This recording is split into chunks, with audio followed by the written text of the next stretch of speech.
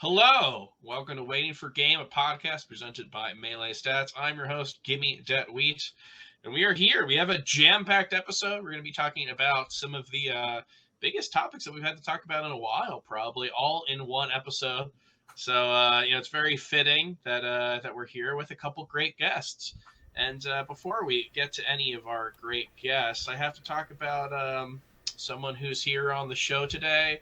One of the most eligible talents in Melee. Of course, talking about Edwin Budding, my good friend. Hello. What's going on, Edwin?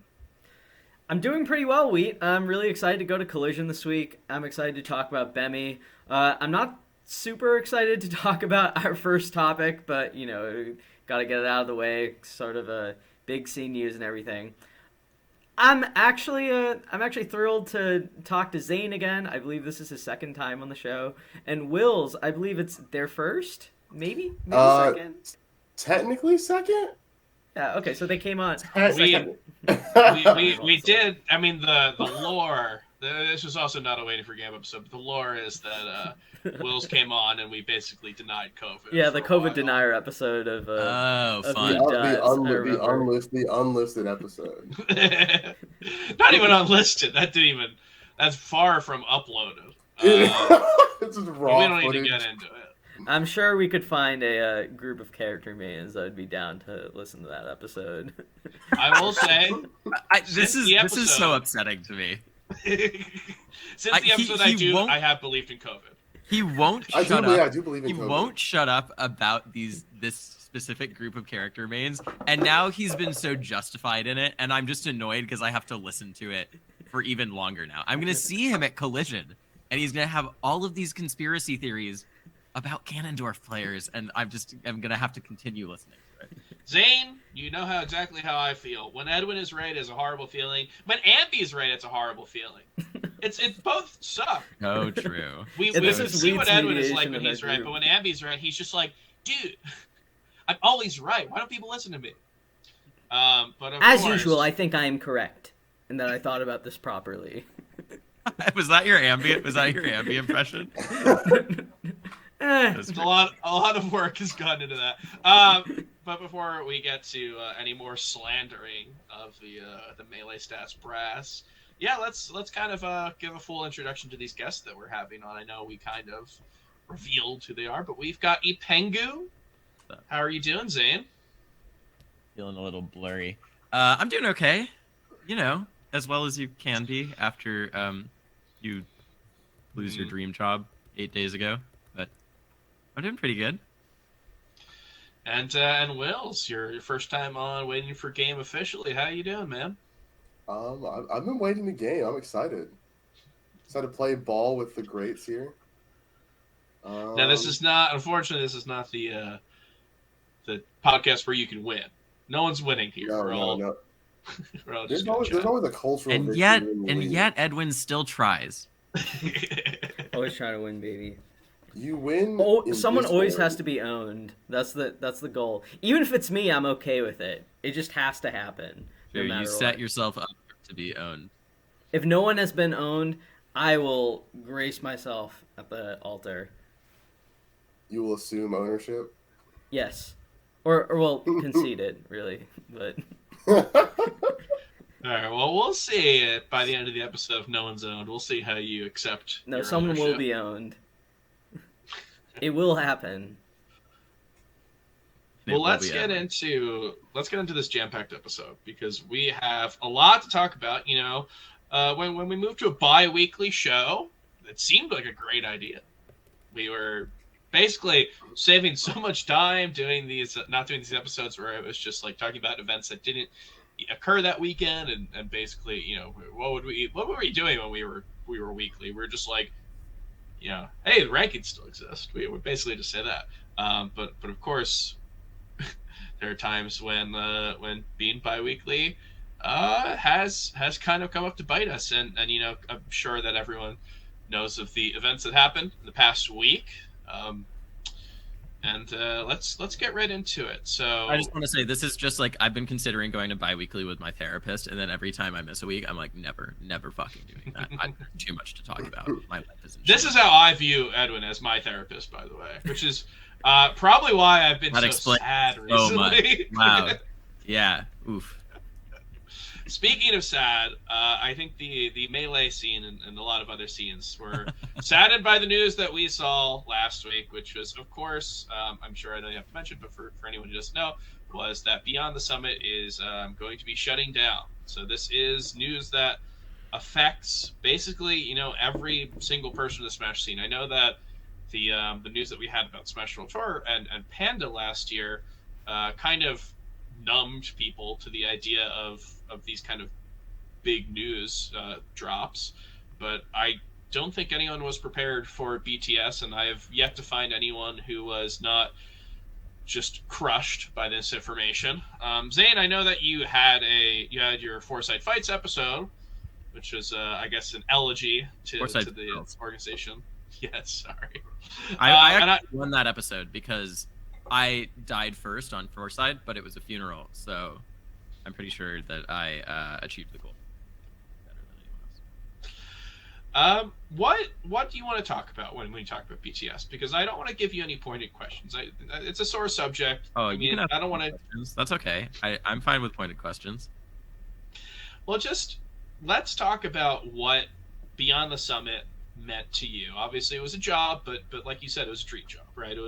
It's more than just an employment. You're not just checking in each day. It's more to that. So what did BTS mean to you? I don't know how many people know this, but I have been a decent amount of you do.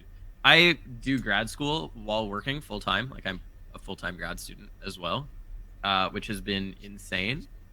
But BTS is one of the only jobs I can picture myself doing that for. It put my head on straight. It helped me be more productive in the rest of my life. And I'm not actually really looking for work that much anymore because I'm going to try doing grad school without having a full-time job at the same time because it seems maybe a good idea to do that. I don't know. It was a family. It was something that taught me what I'm capable of. And also, it was my favorite esports company in the world as a fan and as a member of it. I don't think anyone has ever done it or probably will ever do it better than BTS, which I know sounds hyperbolic, but God, it was good. It was really, really, really, really good. So yeah, I don't know. I'm mourning. I'm in mourning just like the rest of everyone else because I think it was just really special. One of the really unique things about BTS was just how it felt like it was an organization that was just friends with everyone, right? Yeah. It was an organization that did not start in Smash. I think that when we had an episode a while back with Blur, I don't know, God, was this is Melee dying part 1 of part whatever we're at right now?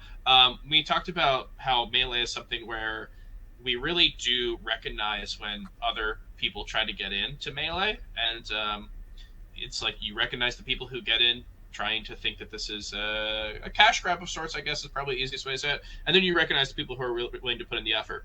And I brought up, if you think that that's not possible to get into the scene and be loved, then you have to think that you have a fundamental misunderstanding of BTS, because they were a company that came in and was willing to put so much effort and so much love into the work that they did, that they ended up being viewed as one of our own. And for the most part they were, right? All the names that came from there, they were so ingrained in the Smash community.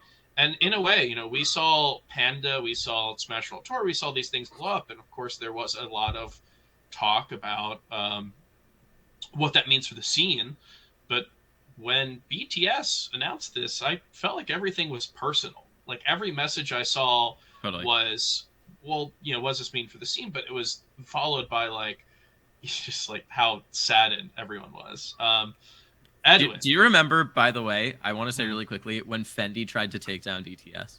When Fendi came for BTS and it was these guys are... No, I don't. What is he? What was this?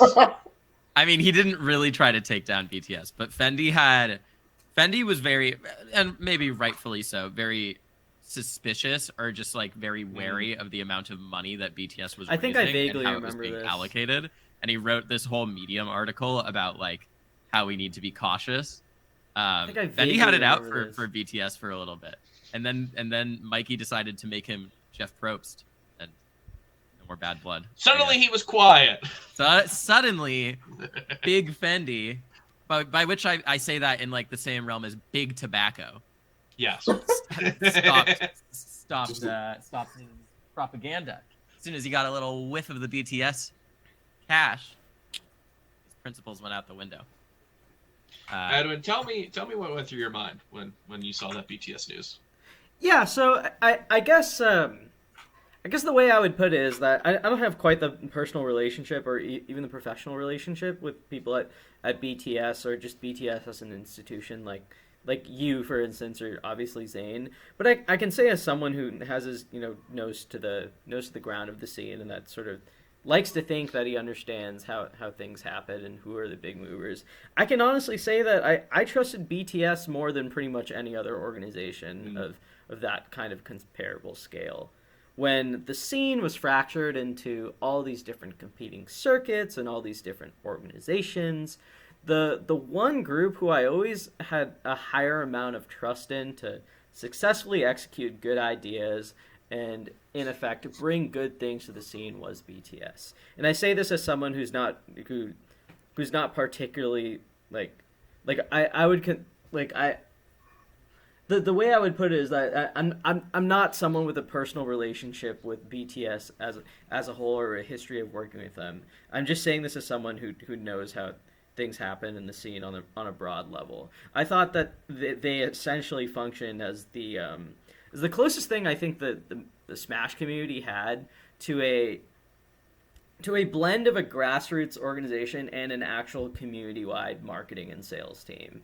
And I think the only other alternative to that really was Panda for a while. With obviously they had to balance that with their obligations to Nintendo, and we saw how some of that turned out, which was not great. But I thought in terms of representing the community and representing the a certain vision of an independent Smash scene and what its sales and marketing and partnerships opportunities looked like, I think what BTS brought to the community, it really can't be overstated. I thought it's impossible to imagine the last 8 years of Smash without BTS. So it goes beyond just Summit, right?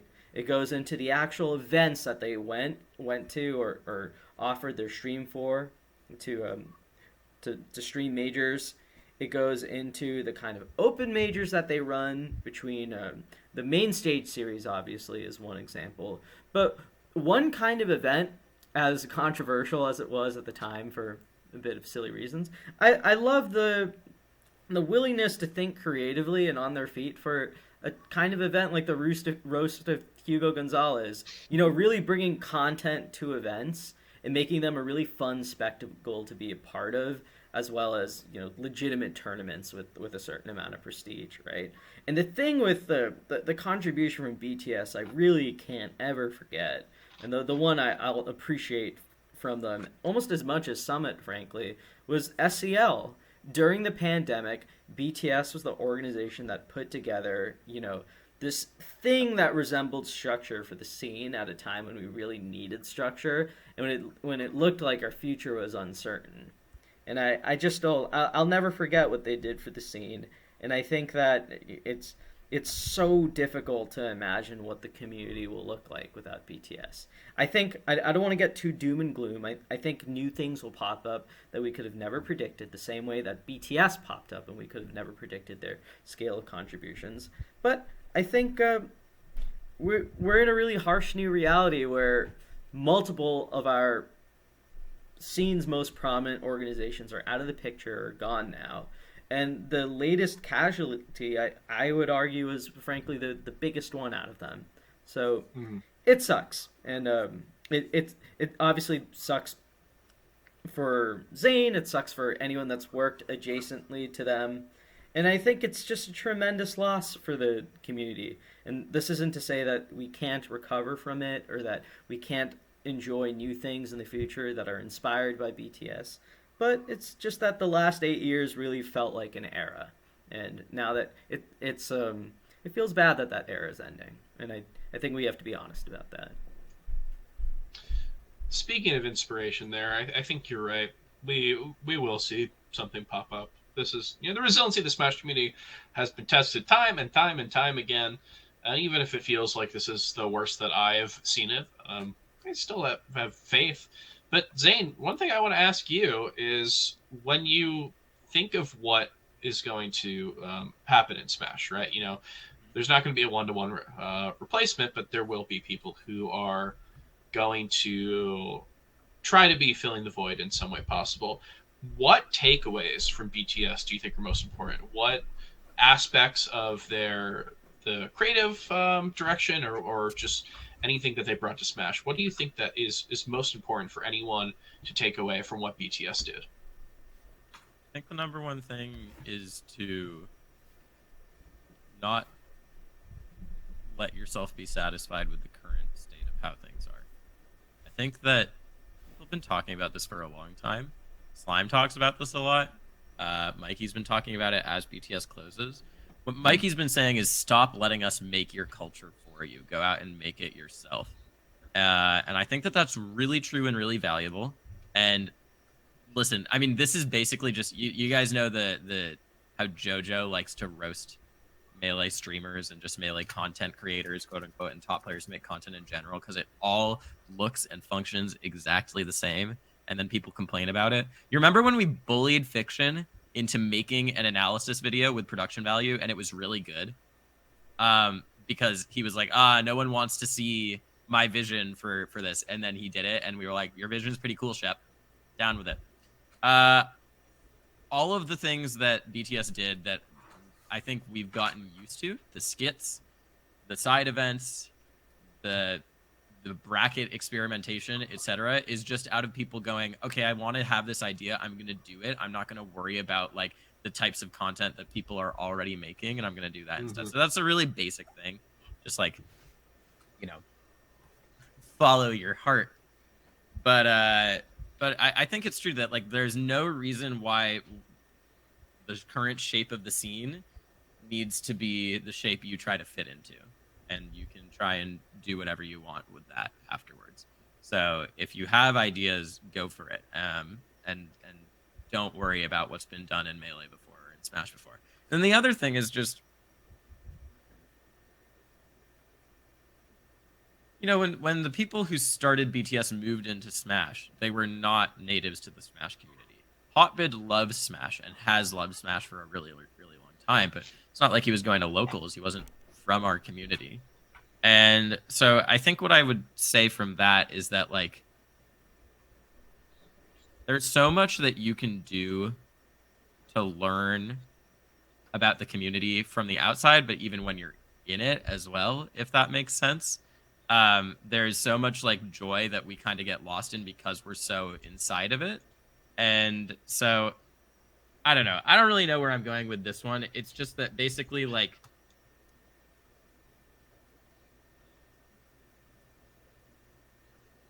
you can always find a new perspective to enter the scene from. Try to enter it as if you've never seen it before, and then imagine what's missing from it. It's okay to critique the scene and say, this is a hole.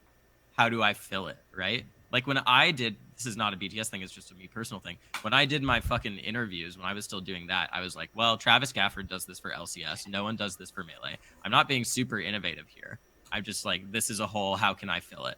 How can you plug in the gaps? And what are the gaps that you see that no one else does? And then how do you color outside the lines too, I guess? I don't know. I think that people are so satisfied trying to do the same thing that we've had for so long, but just do it better. That's boring. We're on infinite time now. Someone else is going to do that for you a lot of the time. So just come up with your own thing. One of the really beautiful things about Melee is that we are grassroots, right? I think that it's really important to actually think about what our grassroots is, because we like to say, oh, we're super grassroots, right? You know, it's part of our history, but for a lot of people, it's actually not. A lot of people who are in Melee we have been this big forever. We were that big when people got into it. When I got into it, we were already at Evo, right? I got into it like after Evo 2014, so 2 years into being at like the biggest tournament of all time. And yet it's still like so linked to our identity that we are this small grassroots thing, but without really actually operating as if that's the case.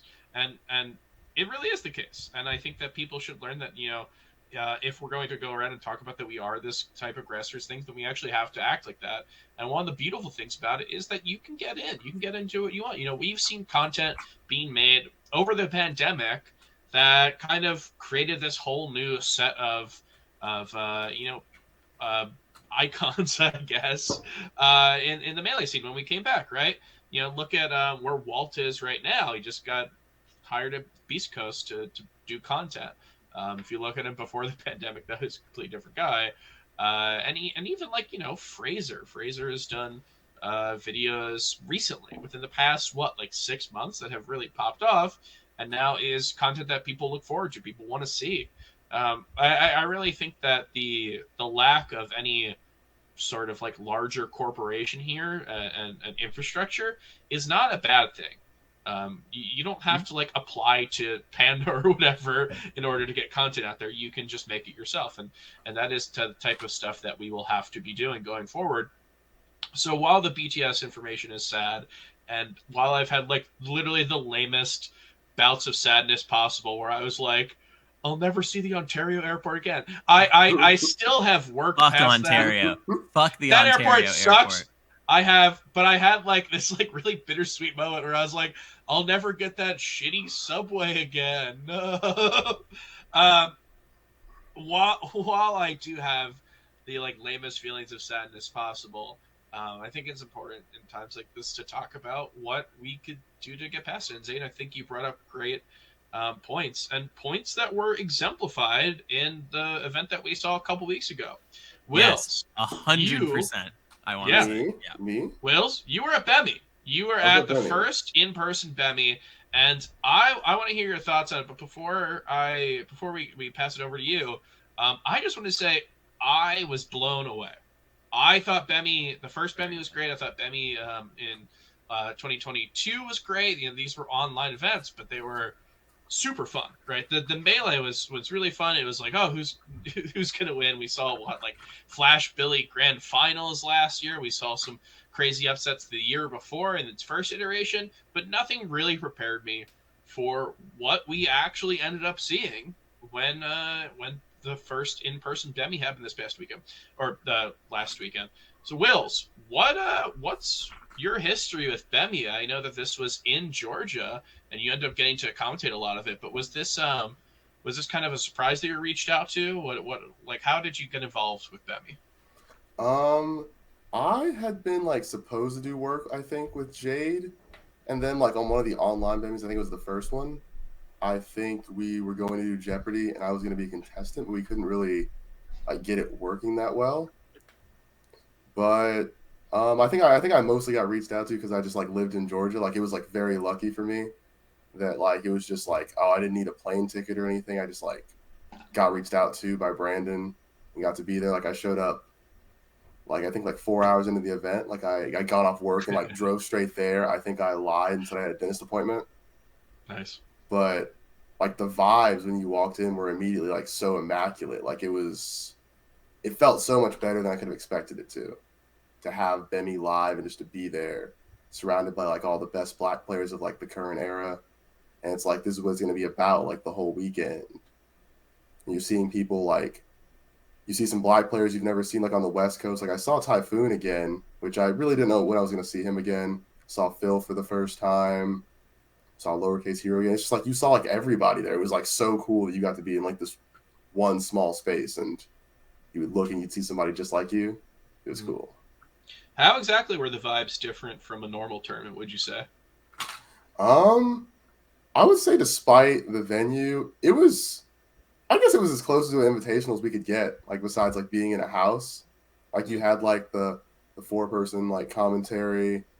I guess mostly it was just like like how little people you saw was like both a detriment and like a blessing. Like usually at majors you get caught up like so many groups of friends. Like you're just like, it's hard to see them all at a major usually if you like go around to them a lot.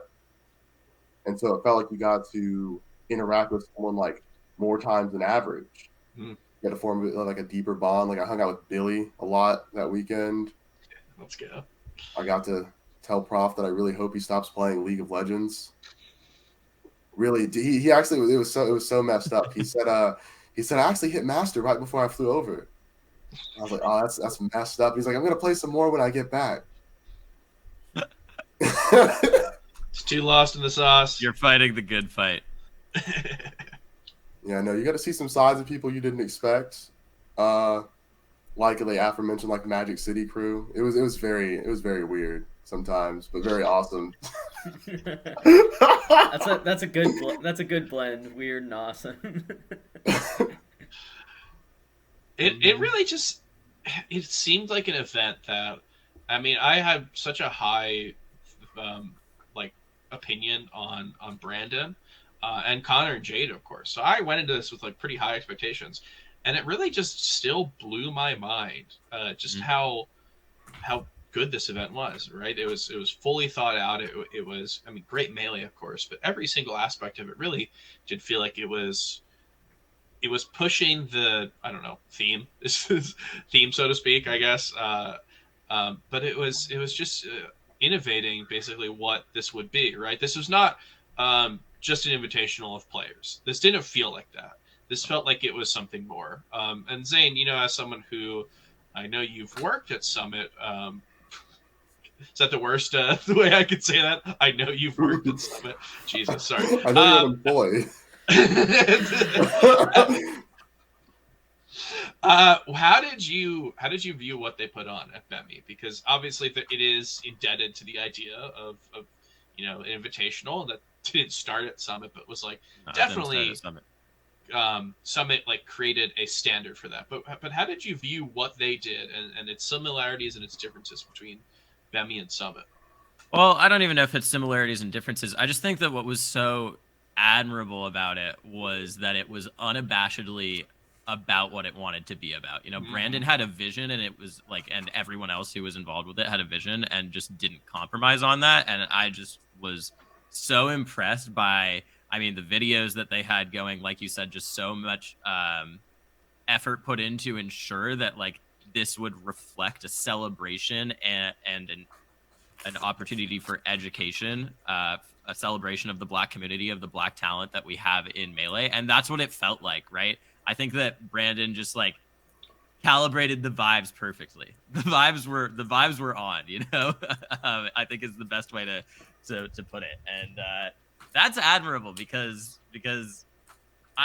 sometimes you can throw a really good tournament or have really good content pieces, but that's still not there. And that was the most important thing about this event, and that's what they, you know, tried to make happen, and I think they were fully successful. I didn't get to watch all of it. I was busy over the weekend, but like what I did see, I was tuning in, and it was a celebration, and that's what it was meant to be. And I think that they achieved that so perfectly.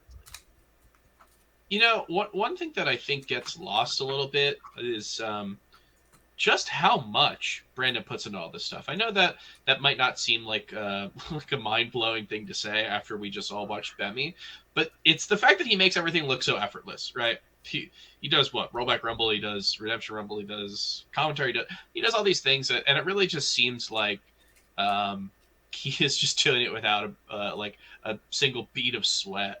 But really, yeah, I mean, you watch a product like this, and it's so clearly, like you said, unabashedly just doing what it's supposed to be doing.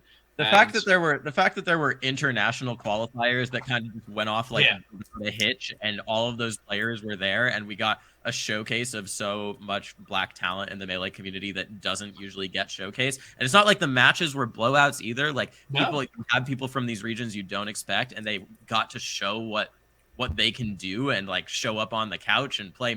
It was just, I don't know. I think that it was just, even the simplest things, like this player will have other players around their skill level, but I'm going to have players from like fucking 4 continents here is insane. That's so hard to make work. And Well, what I think was really beautiful about it, and we're going to talk about the melee soon because the matches here, we're talking about how great the event was. That's not even like talking about how cool the matches were because the sets were so sick. But I think you're right. And it was talking about, God, this is going to be like not only the by far the whitest person in the show, but one of the whitest people in the community who's about to say this. But it just like it showed the different experiences, and for a lot of people that they're who've considered themselves educated, I think there's still a ton to learn from here. One of the best parts about it was there were these like really long content pieces that if you were to have content pieces that were this long on like a summit would feel like they're overextending their welcome. But the like what was happening here was so just like enveloping that I didn't mind that I wasn't watching Melee for 30 minutes because what I was watching was like these really, really interesting interviews where Brandon would get a group of like 4 different players and he would ask them a lot of questions that I didn't necessarily hear asked of players ever before, but didn't really hear in general. Like maybe we can go through and talk about some of the things that were said, but I heard him bring up like generational aspects of race and identity, and they were like really open and clear about this in like a candid manner that I don't see in other media that's about Black culture during Black History Month, which is just like really interesting that not only am I seeing something unique for Melee, but I'm seeing something unique for my life, and maybe that's on me. Maybe I could be looking for content that does that, but just like such an eye-opening experience. And even as myself, someone who tries to remain educated and everything, it really just felt insane that I was seeing something that was just like so perfect for the moment. Wills, did you I don't know if you were interviewed for anything like that, but like how did you interact with the vibe that Brandon was going for there? I didn't do any of the round tables or any of the interviews. I think I only did like other separate like live content. But I interacted with it just normally.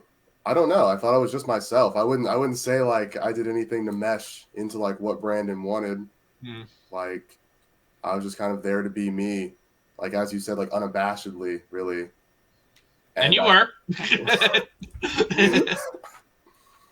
Yeah, no, I felt like it was like a very like seamless like fit into the tournament. Yeah. I think the great thing is that I mean the way I'm talking about it is like very educational, and it had that aspect to it, but it was also fucking fun, right? Like this was not a like a something where you like just it's not just pure learning. It's not like you're in a college class, right? Getting to see you on the mic. Getting to see you on the mic was amazing, but getting to see you shine so well and mesh with Taj and Rodney and Flambo and all the other people who are on the mic, of course, not even talking about like Phil, who's kills every event that he's been at. But it was just an event that it felt like it was able to have different vibes, and they all meshed perfectly, and nothing like felt out of order. Just an amazing event overall that I went into with high expectations and somehow got blown away. And just, I know that in the wake of BTS, we're going to go through a lot of sadness, but seeing an event that was just so unique and groundbreaking in some ways really makes me, it makes me have some faith that there will be paths forward here. Edwin, I know you watched this, and this time you did not bet on every single set and quote yourself in a quote retweet. I appreciate you not making BEMI in 2023 about yourself. But I know that you also... Edwin definitely bought a purple lightsaber at Disney, and I think the people need to know about that. Edwin did buy a purple lightsaber. Thought that was out of pocket. But go on. Sorry, what were you talking about? You talked to me about how you loved this event, right?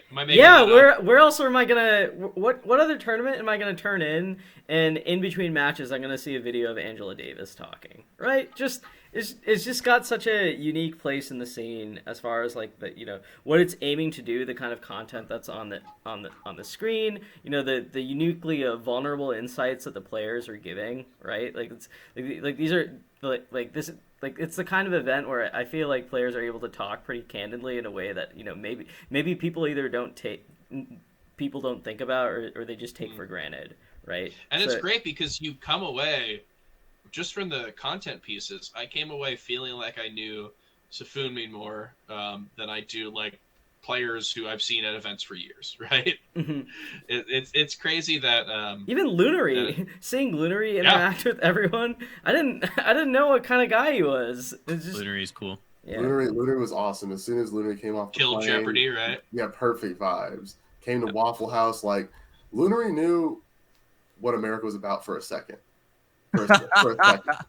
Dude, it's the Marts. Didn't see the worst parts, but saw Waffle House and the European Marts love America. Part.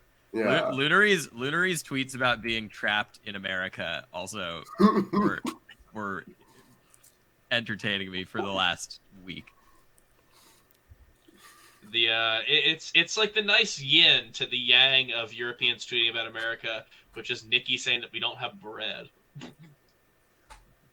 I don't know get into bread discourse, but yeah, Lunary was an amazing just addition to everything. Yeah, sorry, Edwin, go on. I know you were talking about what this event, how it exceeded your expectations. Well, I mean, I don't know if I'd say exceed it. I think it's just a fantastic event. Okay, so it didn't exceed right? your expectations. All right, I don't know if there's like an expectation. Why that makes it sound like I had what? That's such a weird way of putting it. Anyways, yeah, I would say that I think that one of the cool things is you also get interesting combinations of players, and you get like matches that you're not going to see all the time, right? Like Daryl versus Lunary. I didn't know how that would happen. I didn't know how that would turn out heading into the event. The like 3 minutes where it looked like Daryl was gonna beat Prof, I was popping off. Hit one of the sickest safest combos I've ever seen. Yeah, Daryl is still so fucking good at this game. I mean, he never like stopped playing, but he kind of disappeared for a little bit, and just oh my god, some of the shit that he was doing, even when he's losing, was so fucking cool. So this is one thing that I also thought was kind of interesting about the event, right? So I think you get smashers from not just different generations, but different relationships with the game, right? You have someone who has been around the block and was pretty well established as a top player when he was active, like Daryl, right? You have someone all the way from Europe, like Lunary, who was kind of like a big wild card heading into this event and had a bit of a reputation in his region, right? Coming over here and playing Melee against someone with a totally different relationship to the scene and different experiences in it, right? You get someone as well established as Shroomed coming and playing at this event, and and also just being a very entertaining presence for the tournament also. But like one of the best players ever, right? When Shroomed is at an event, it's more exciting, right? You get a new age grinder like Salt, who she's become one of the scene stars over the last couple of years. Definitely one of the biggest rising stars of the pandemic generation of top Melee players. You have someone like Billy Bo Peep, who. How many times a year do you see Billy Bo Peep? He was at this tournament, and he is one of the most exciting players to watch at any event he enters. And it was great to see him at an offline tournament here and actually competing. And I hope we get to see more of Billy. I mostly just want to talk about Billy. Shots fired at Billy as a attendee, his spectator status at Genesis. I just want to see him in bracket. Billy, I don't want to see... Billy, I'm just there to hang out with the boys.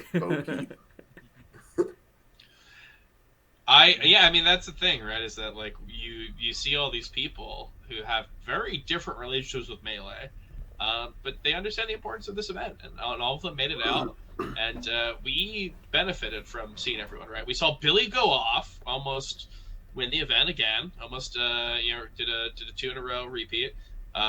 We saw. Like Flash, right? Flash, person who we know is super good thanks to Riptide, but really don't get to see. So seeing him was amazing. And then before the show, Zane was like, "Oh yeah, it's just kind of like prom going off, right?" And I'm thinking like, No, it's. I mean, No, it's prom. not. No. Prom I was mean, but that was the amazing. standout to me. But prom Yeah. beat KJH with Yeah. Ganondorf. That's Prom, insane. the Prom 2 Saint set. If anyone has not seen any of the sets from this event and wants to catch up, I say watch Prom versus 2 Saint.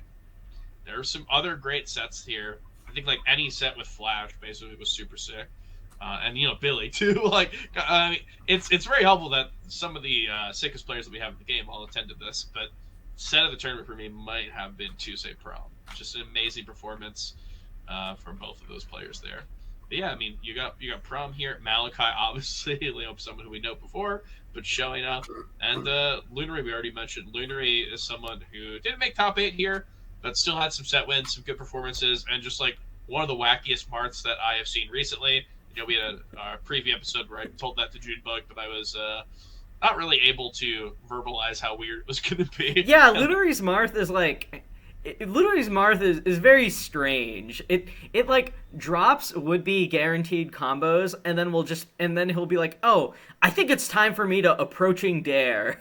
It's like, why are you doing this? Wait a minute. You said he has back turned a lot, right? As Marth? Yeah, he's got like the opponent in shield, but then he turns his back to the opponent and does like a waveland off reverse up air or whatever. It's like, why are you doing this? You can just grab him. but it's sick, I guess. I like how much Lunary is on the PMI grind. The fact that he changed his tag to "It's okay if I lose" for the tournament. Very That's been around for a minute. It's okay if I lose. It's okay if I lose as a set win over Frenzy from last year. Really, that's sick. That's sick. So it's been a minute, and yeah, I mean, I'm sure that Wills. I don't know if you got to speak to him, but from what I saw from the stream is that it probably was okay if he lost because it looked like he was just thrilled to be there. Did you get to talk to Lunary or any other players who were kind of on the come up compared to some of the more established names? I housed Lunary for the first night of his stay Let's here. go. Like, That's sick. we Chandler got him from the airport and dropped him off. We like put his stuff in my trunk, and he went like straight to the local. And we didn't. It was like a fatter local than we'd ever expected. I think it was like 25 in like a small student center room. And he kept going, "Can I play friendlies?" And it's like, we actually need all of these for tournament, like all of these. And he just like kept looking at me with like these puppy eyes because he clearly just wanted to play like everyone in the room. I think he's like, I got to play 7 people, but I wanted to play all of them. And he's just like waiting because he's also far in the bracket too. So he just like has nothing to do. Like he's waiting to play melee. He's just like jittering. And he was so thrilled to be there at all points. He was like, I don't care if Panko goes. I don't care if Kobold goes. I just like have to go to the American local. He just felt like the need to be there. I thought that was awesome to see. Is Lunary gonna be at Collision? He is, right? No, Lunary. No? I don't know if there's Back in anything Europe. planned for him. There's going to be a pretty significant, European presence at Collision, and hopefully. I thought maybe he might be there. Damn, I wanted to meet him. He DM'd me at Genesis and just was like, your outfit goes hard. And I was like, oh, thank you. That's sick because I think you're pretty stylish from what I've seen of your outfits. So that makes me happy. I hope for Collision going forward, just based on how this seems to have been a success before the event started. This was the first time they did it for Melee. I'm hoping that more international people focus on this because you're probably not going to find an event that's easier to get to. For Okay. Europeans. So here's my 2023-2024 prediction. Actually, Hit me. Compendiums are going to be a thing again Okay, I want to see it. because of Summit dying. Oof. There's not an outlet anymore to like support players, and someone needs to crack this because the problem is the promise of Summit is like so much of a prestige thing on its own, right? But it's hard to want to support someone who like could just go 17th or 25th, right? So someone needs to crack. The reason people don't do compendiums or care that much about them anymore is just because they weren't getting funded. People don't care that much about flying out their player. It's just like basically just a GoFundMe for the player's region, unless they really advertise for it or something. So I actually think that we need to make compendiums more cutthroat and do more like flight incentives, like do this and you win travel or something like that. But I think that certain types of like competition for travel or just travel incentives are going to make a comeback, because with the dearth of Summit, people are going to be looking for something to fill that. Yeah, I think Collision. Yeah, I guess we're kind of skipping ahead here. Collision's No, sorry, we don't have to. I'm just saying Compendiums. Collision represents a like a fun little thing, because yeah, they had a compendium. They had Triff, they had Skullbra, they had Jariden. And I guess I will hashtag add this, is that I did work with Anchor to kind of figure out a list of players. I sent him kind of a longer list. The Compendiums already coming back. That's what I'm saying. See? I sent him a longer list of players. I said, feel free to pick whoever you want from this, but these are probably some people who I think fit the bill of players who we'd be benefited from seeing. But before we get to that, let's talk about who we benefited from seeing at BEMI, because BEMI, as we talked about, was a breakout for a lot of people, and it's hard to kind of narrow it down. But is there any player that really, like, their stock really rose for you just from BEMI alone? Edwin, I know that you already had high thoughts about a lot of these players before even going into event, exceeding your expectations, some may say. But was there a player who kind of popped off for you and really made you take notice? Yeah, I think this is going to be the obvious pick, but Salt.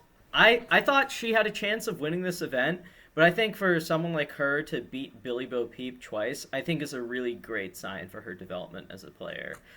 Just based on following Salt's results and sort of her trajectory over the last year and a half, one thing that you'll notice a lot is her ability to punch above her her perceived skill level for whatever that's worth, and taking a lot of top players close or even upsetting them outright. But a really consistent roadblock for Salt, even throughout when she was top 50, was playing the really top level spacies, which is going to sound surprising, right? Considering one of her breakout wins was beating IBDW online. But if you looked at her records throughout the last year or so, players like Zuppy, Zamu, even Zealot for a little bit were actually pretty consistent roadblocks for her heading into events. And I thought for this one, I thought that Billy, who had actually beaten her at the last BEMI that they played at online, I thought he was actually going to be one of the toughest opponents that she could run into. So for her to beat him twice, I believe from losers, I thought was really impressive. And I think with players like Salt, who are just on the cusp of like breaking out into that next level, like right underneath super major contention, usually they have these 2 or 3 roadblocks or these consistent things that pop up that they have to like slowly chip away at, right, while retaining everything else in their arsenal and all the rest of their strengths. So I think while on the surface it may not seem, and really it's not that crazy that Salt won the event given her trajectory, but to me it really confirmed a lot of existing ideas that I had about her potential. But nonetheless, she actually did it, right? It was not something that we thought could happen in the future. The fact that she actually did it, I think, is certainly noteworthy. And I think if you're a Salt fan or a Salt believer, I think it's a great step forward for her. Zane, I know you mentioned Prom. Do you think he's your pick, or was there someone else who kind of had your eye?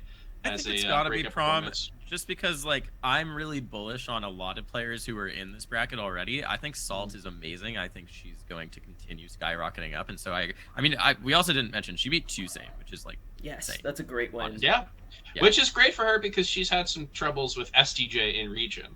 Right. So I know that this was something that kind of people went into not knowing if she'd be able to do that. And I think Toussaint was the otherwise erstwhile winner of the event, right? Like I think people expected them to really make a run in this event. I think that they're the one who's really hitting at that top 20, top 30 level consistently. So the fact that Salt beat Toussaint is great. Billy played amazing, but Billy, like, I'm not surprised because of how Billy did it the last BEMI, basically. Like, that was my take notice moment. So for me, it's got to be Prom, because like I think Flash is amazing. Flash beating Prof to me, like, totally, yeah, 100%. That's not that big a surprise. Beating the real thing, not that big a surprise. But Prom, just the fact that Prom was able to beat KJH and then nearly beat Toussaint. That's the most like, whoa, didn't see that one coming. That's just absolutely insane to me. I still cannot believe that happened. So I think everyone else was like players who I know are really good and they played up to their potential. And Prom, I'm sorry I was not familiar with your game, and now You know what, Zane? I'm going to piggyback off of that. I know it's fun to kind of all pick our own things, and I don't know. I just got to say, yeah, when going to this event, I think Prom's really good, but I thought fell in that kind of nebulous tier of just like, oh, this person's pretty good. But looking at the events, the results from this event, I'm really like feeling pretty confident in any tournament performances from there. Don't know how you do that with Ganondorf. People are tweeting right now about being top 100 with any character. Fine, whatever. That discussion is exhausting to me. But I'll just say, I have run into certain top Ganondorf players on NetPlay who perform very well recently, and that character is so bad to the point that I, who am not very good, can beat said top Ganondorf players. So the fact that Prom is beating fucking KJH is just insane, just ridiculous. Yeah, people might be trying to get a Ganondorf revolution going on, and I don't think it's happening. In fact, we in the Melee Stats Discord, we kind of thought about what the possible DK versus Ganon crew battle would be, and it really just seemed like everyone was like, the DKs sweep. The DKs probably don't even need to put in everyone. DK's demolished by himself. I mean, they're like literally. I think that you have to like take off Ringler or Da or something like that to make it an like 5 versus 5. I think like even like their alternates are just like so strong. There's like 4 or 5 Prom level players with that level of result in the DK squadron, and yet I watched this and I have to reconsider what a Prom level player is, because Prom showed out here in a way that I did not really expect. I mean, he had that event, Xanadu Legends Magi or whatever, which like did not feature Magi. One of the Xanadu Legends events that did not feature the person who was in the title, where he I think he beat Jerry 6-1 or 6-2 or something like that. So I know he's super good. Yeah, he had another one where he double eliminated Foxy Grandpa, which is kind of crazy. Yeah, dude, he's doing all these like things at a really small level, but getting to see him actually do it and getting to watch him, because I will admit I am not watching the Foxy Grandpa Prometheus sets. Watching him do it, it really just seemed like he was doing a lot of stuff that it's like, damn, yeah, why don't Ganons always do this? This character's not that bad. And then you see anyone else play Ganon, he's tricking you. And you're like, yeah, this character sucks. It's all Prometheus. None of it's Ganon. It's all. That's how it feels. It's really so sick to see him do it. What about you, Wills? Who came out of here a winner for you? I feel like I'm always willing to like watch Flash validate his skill again, because we see him so little. Like, I'm always willing to see it. It's like, I thought he would cook Prof when they played, but I'm like, I need to make sure, and I like watch the 3-0 with my own eyes. I also feel good about Typhoon. Typhoon didn't do too well, like lost to KGH, lowercase hero, but I'd never seen Typhoon play. And I was like, oh, I get why this person was on the ballot. Like, this person is like sick. Like, I was so happy like watching Typhoon's Marth like move around. And I was like, I feel like I can expect great things. I played Typhoon at Genesis last year, not this past year, but the year before, I think. And, yeah, Typhoon's good. Yeah, I watched him at main stage. He 3-1'd Eddie Mexico, and I was just like, damn, that is no small feat.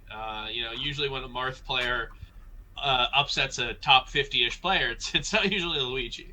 So that definitely said something to me. I think Typhoon, Flash, great answers. Flash is someone who benefits not because we don't know he's good, everyone knows he's good, but just because getting to see more Flash footage is something that is always good for the Very world. Very sick. Right. Like, we can watch the Riptide stuff from 2021, but people might kind of forget how good he is, and then you just get more VODs, and you're just like, oh no, he's sick. The combo that he like, it started at like was it Dreamlet? I forgot. It started at the right the right side of the stage and ended on the left side of the stage, just like completely around the world. Amazing combo. Just like clips, just farming them on some of the best players out there. Like the fact that that 3-0 with Prof did not seem particularly close, and that is someone who does very well versus Frenzy.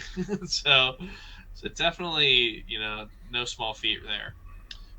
But yeah, talking about the players here, talking about the event here, I think that this is one of the coolest events that I've seen in recent memory. And when I watched it, I said that this is one of the more important events of the year. It's not it's not a major, right? It's not one of the biggest events of the year. It doesn't matter to rankings as much as some other events will.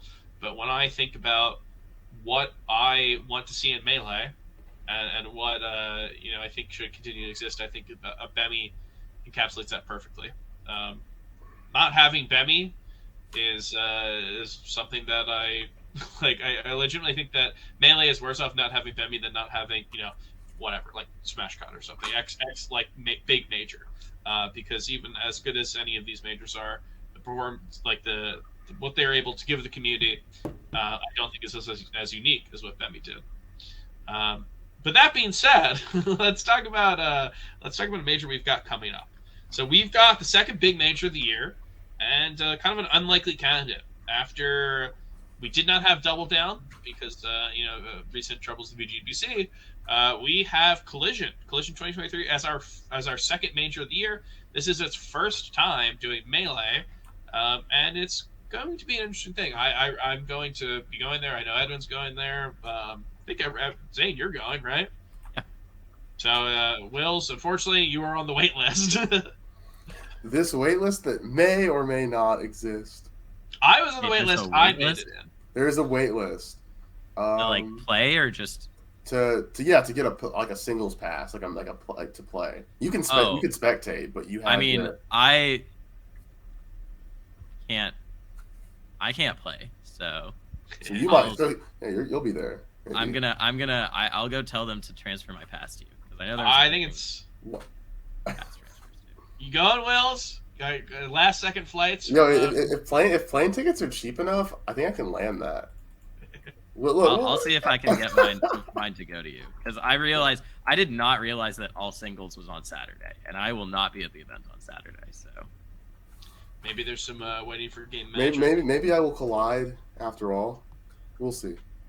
Mm-hmm. Everyone's colliding. I wish I had known that it would cap so fast because usually when you have the things like Smash Camp, they're just they send out the one tweet. They're like, "You guys better be careful. We have 50 spots left." Yeah.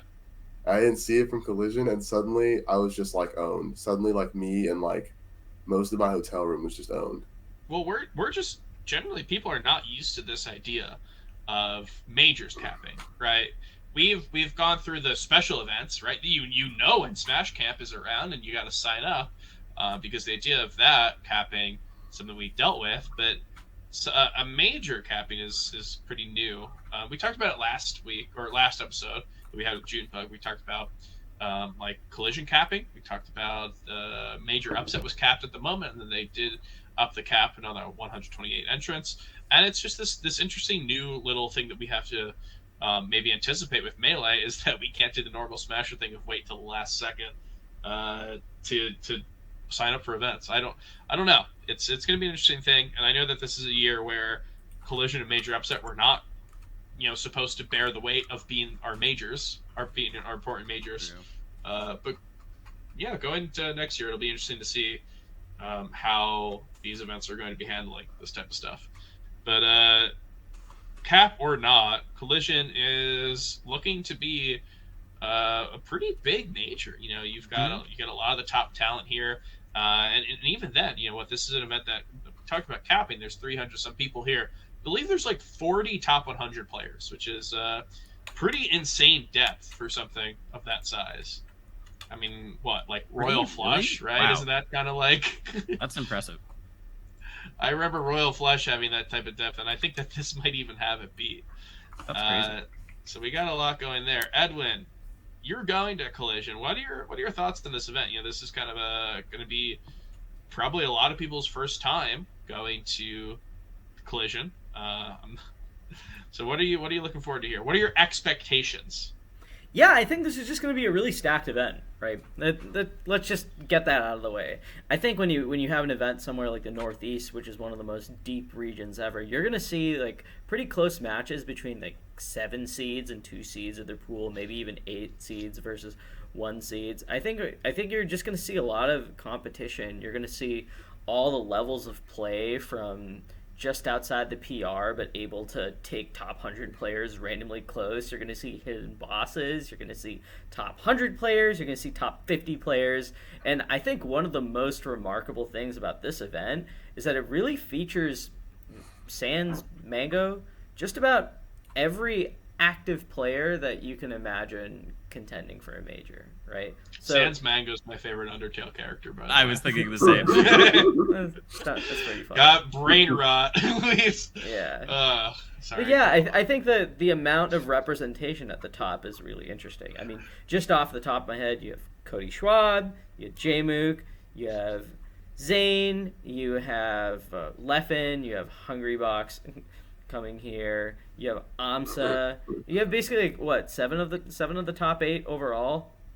Yeah, that's pretty damn good for a tournament in 2023. Like maybe it's not as far as just top level representation is concerned and the likelihood of having a stacked top 8. I mean, this top 8 and the pound for pound is about as good as it gets, really. So I'm really excited for day 3, and I'm excited to see all the rising, from the grinders to the established top 100 players. I'm excited to see all of them take the top level to the brink over the other 2 days of the event.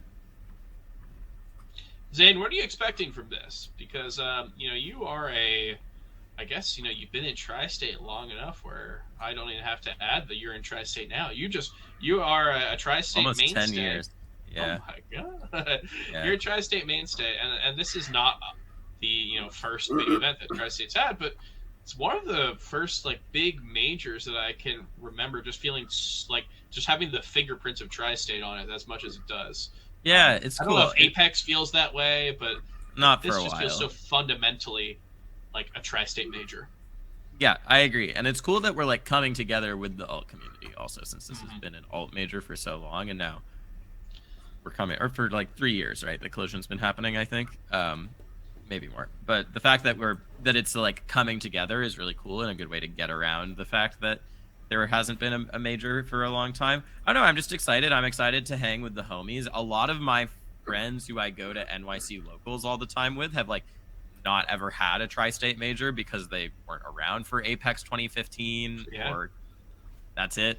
That's the last time we had one, right? The other Apexes don't count. No, so Royal Flush. Yeah, maybe. Royal Flush. I didn't go to Royal Flush, but Flush even that counts. they weren't around for. A lot of my friends started playing right before or during pandemic, right? And yeah, so that's how old we are. Where we're well, this 2017 major counts. Yeah.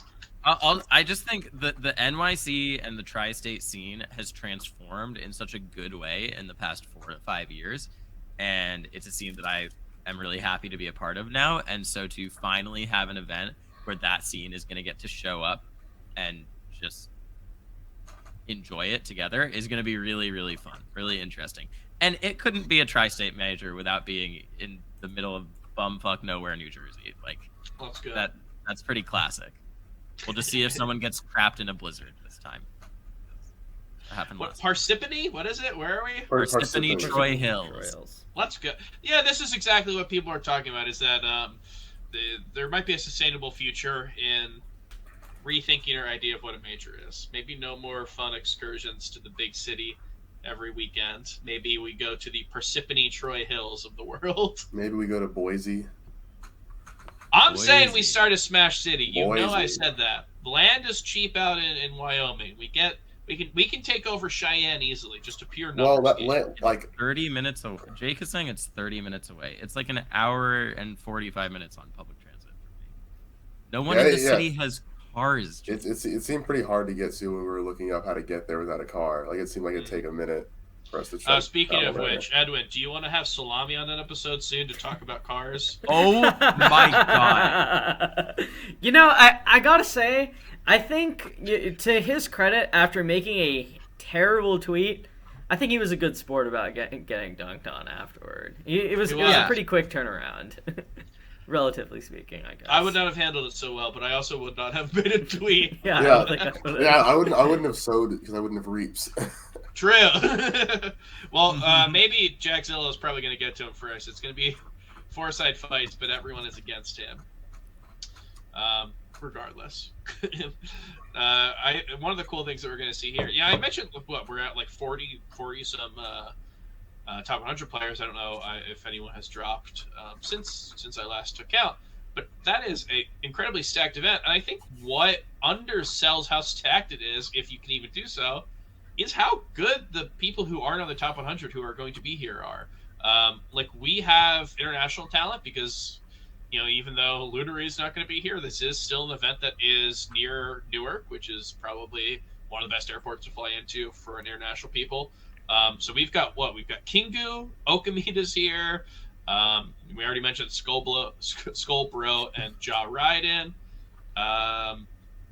Inky's another kind of hidden talent who's like possible to make a big upset here. Like the pure number of people who are not top 100 who have the ability to make it really far in this bracket is huge, right? Like, you're missing a lot of the names that will be at 8 Genesis or at Big House, and yet I have a hard time like convincing myself that this is that much less stacked than that. Am I wrong?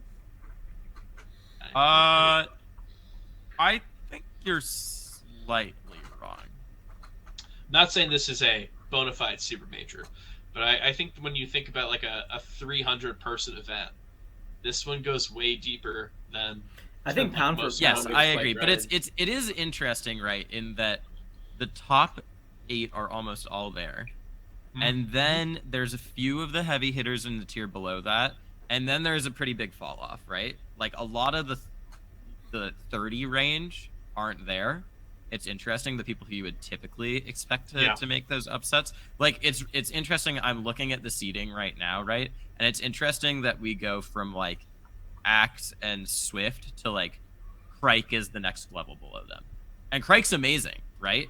But there's a tier of players that is a little bit not represented at this event, which is really interesting. The missing middle, as we call it. Yes. The Ralphs. The Ralphs of Ralph. the world. The Ralphs. Exactly. Well, how about this? You know, this is an event that is so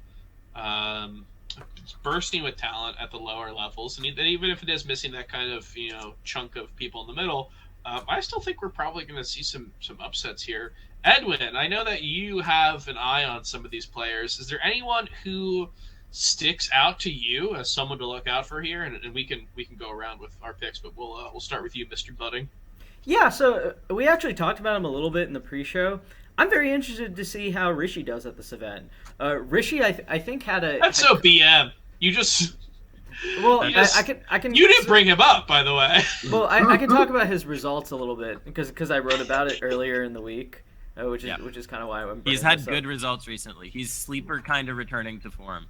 Yeah, I think it's kind of interesting. He won a nightclub over Toussaint to end last year. He had some even though the placement he had at the Ludwig Smash Invitational LCQ was not that great. He still had a pretty strong performance by sets. He beat Mech. I think he lost to Lunar Dusk and someone else, but he grabbed another win over Albert. Okay, he had a great Lunar Dusk and yeah. Okay, choked both his sets so fucking hard. Yeah, I do remember that. But he had a great Apex where he took Zane to the brink and beat Franz, Nunn, and B-Bats. He had a great SmashCon run to top 8 there also. He beat Magi and Zuppy. So I think Rishi is kind of... He's in this very strange position where I saw the year-end rank, and I didn't think his results were underrated by the ranking. But if you asked me to name a list... to give a list of players based on how I think they'll perform in a tournament, Rishi I don't think was really I think it was not that far off from like top 25 to 30 or so in terms of the having a similar skill range. Yeah. I'm really so it creates this weird dynamic where I don't think his rank was underrated, but I think the perception of Rishi is very underrated right now. I agree. So I have some context to add to this because I fully agree. And I think there's a few other reasons that he's going to do well. So he's matched into Triff, right? If all goes according to seeding, if Rishi doesn't lose to Nut, which could very well happen. Rishi has had trouble with Sheiks in the past, so that could well happen. But if Rishi doesn't lose to Nut, and if Drift doesn't lose to Jukebox, they're seeded to play. And that has traditionally been one of Rishi's strongest matchups, but actually recently he's been having a little bit of trouble with it. Mm-hmm. But I know that him and Laud are practicing it for exactly this reason, and that he's going to be grinding it out so that he can take the hands to Drift, because obviously at his best he looked like the best or second best Marth in the world against Peach, right? With all of the practice against Laud. Zayn the only one who holds a candle to it. And that's kind of just based on the skill disparity, maybe not even the matchup. So that's a really good potential road to winner's side top 32 if he manages to do that. At which point he would play Kadoran if seeding holds, and Rishi's like signature matchup at this point is the Marth Ditto. Yeah, I would We agree said with that he took Zayn to the brink. They both still think that set that they played back at I always say Big House, but it wasn't Big House, right? Was it Big House? They've had a lot of really good ones. The Big House one is Zayn Rishi set. Yeah, You know the the Big House one. one. That was Big House, right? It was Big Baby's House. one. They always say that they changed Marth Dittos, and like no one's ever gotten to that point afterwards since then. And it's kind of true. I mean, they're both really, really good at the matchup, and so I think Zayn or Rishi Kadoran would be interesting. But the biggest piece of info I have for why Rishi is going to do well and why he's been doing well again recently is that Rishi switched to Z Jump, and because Rishi switched to Z Jump, he can't play Fox anymore. And this is the biggest like positive trend indicator for Rishi doing well, because Rishi would always used to get bored of being good at melee and good at Marth and just play Fox for a month, and his Fox was not good. I would beat his Fox, like just straight up beat it, not even the like Ganondorf. Like I would just beat his Fox, and then it was like, what are you doing? Why you don't have a punish game against Spaceys? Why are you playing Spaceys right now? So the fact that he is barred from playing Fox and wasting his time is huge. It's huge. He told me this at dinner the other day. And then other than that, if he does fall to Trip, he's seeded into Magi, and Rishi has always struggled with Spaceys, but it's disproportionately Fox over Falco. He's much better against Falco than he is against Fox. He beat Albert, like we said, at Ludwig Smash Invitational, and he beat None at Apex. So Mateo is probably as we expected, shouldn't be that much of a problem. The fact that Rishi does not have a strong high-level Fox in his path is the best thing that could happen for him. Nut is the matchup he really has to be worried about, in my opinion. Yeah. Well, maybe we're all picking the same type of matchups here to look out for, because I am looking at the bracket, and the one that really sticks out to me is Foxy Grandpa. So I know that you mentioned Kadoran possibly being a good player for Rishi to have in his path. Foxy is I don't know matched if into Kadoran. Kadoran makes it there. Oh, wow. Foxy's scary. Oh, and Foxy's insane at that matchup. Yeah. Yeah, it's a really Foxy is that's just a brutal draw, honestly, for Like, that early. I know that we all know how good Aklo is, but remember the days where Foxy was the one and Aklo was just like the younger brother who it's like, he's kind of good, but he's not as good as his brother. Obviously we've seen results that kind of show that Aklo is pretty cracked, but that's not to say that his brother really fell off. He just didn't. He was attending stuff kind of just as Aklo's coach. He wasn't really entering, but whenever he did, was always really, really good. That's a really good shout out. I also think Foxy has a great shot. And like that could lead right there to the winner, Mateo Calvar, which I think is a pretty good draw. For Calvar. I mean, I don't really know. I understand what you're saying for Foxy, but Calvar's really good against Falcon. I actually think that's an interesting matchup. Well, I mean, hey, if Calvar can make it to that, if Foxy plays Calvar for winners top 32, I think that is a good draw for Foxy. Yes, I would agree with that 100%. So he's definitely got a good path right there, and I don't know how far necessarily he makes it, because after that is like, after that would be Triff or Rishi, which actually, it's all coming together. Maybe he's just gonna run the whole gamut. But yeah, he is a player who I think has been pretty continually underrated. And it's really just because he has not been attended. I believe. Oh God, Zane, was it Omega 2 or Omega 3? Didn't Triff and Foxy they have like they went to game 5. It was really Yeah, close. they did. Yep. Yeah. They had like an insane set there. Yep. So I don't know. The Foxy's bracket right now seems like it was rigged, basically. Like I don't know if you could make a bracket that looks better for Foxy. So I'm gonna have to pick him. Not to say that I think Rishi's a great pick. Rishi's someone who, like, I looked at his results last year and I was like, is he better than he was when he was playing all the time? And I did not get rid of definitive answer on that, which is kind of telling as to how good he is right now. And I know that, like, Ken has been hyping up Inky, and I think Inky has an interesting bracket and ability to go far. And, like, Kingu's been probably kind of hyping up himself. But in terms of people who I look at to make a big run here, yeah, I think Foxy's my pick. Wills, what about you?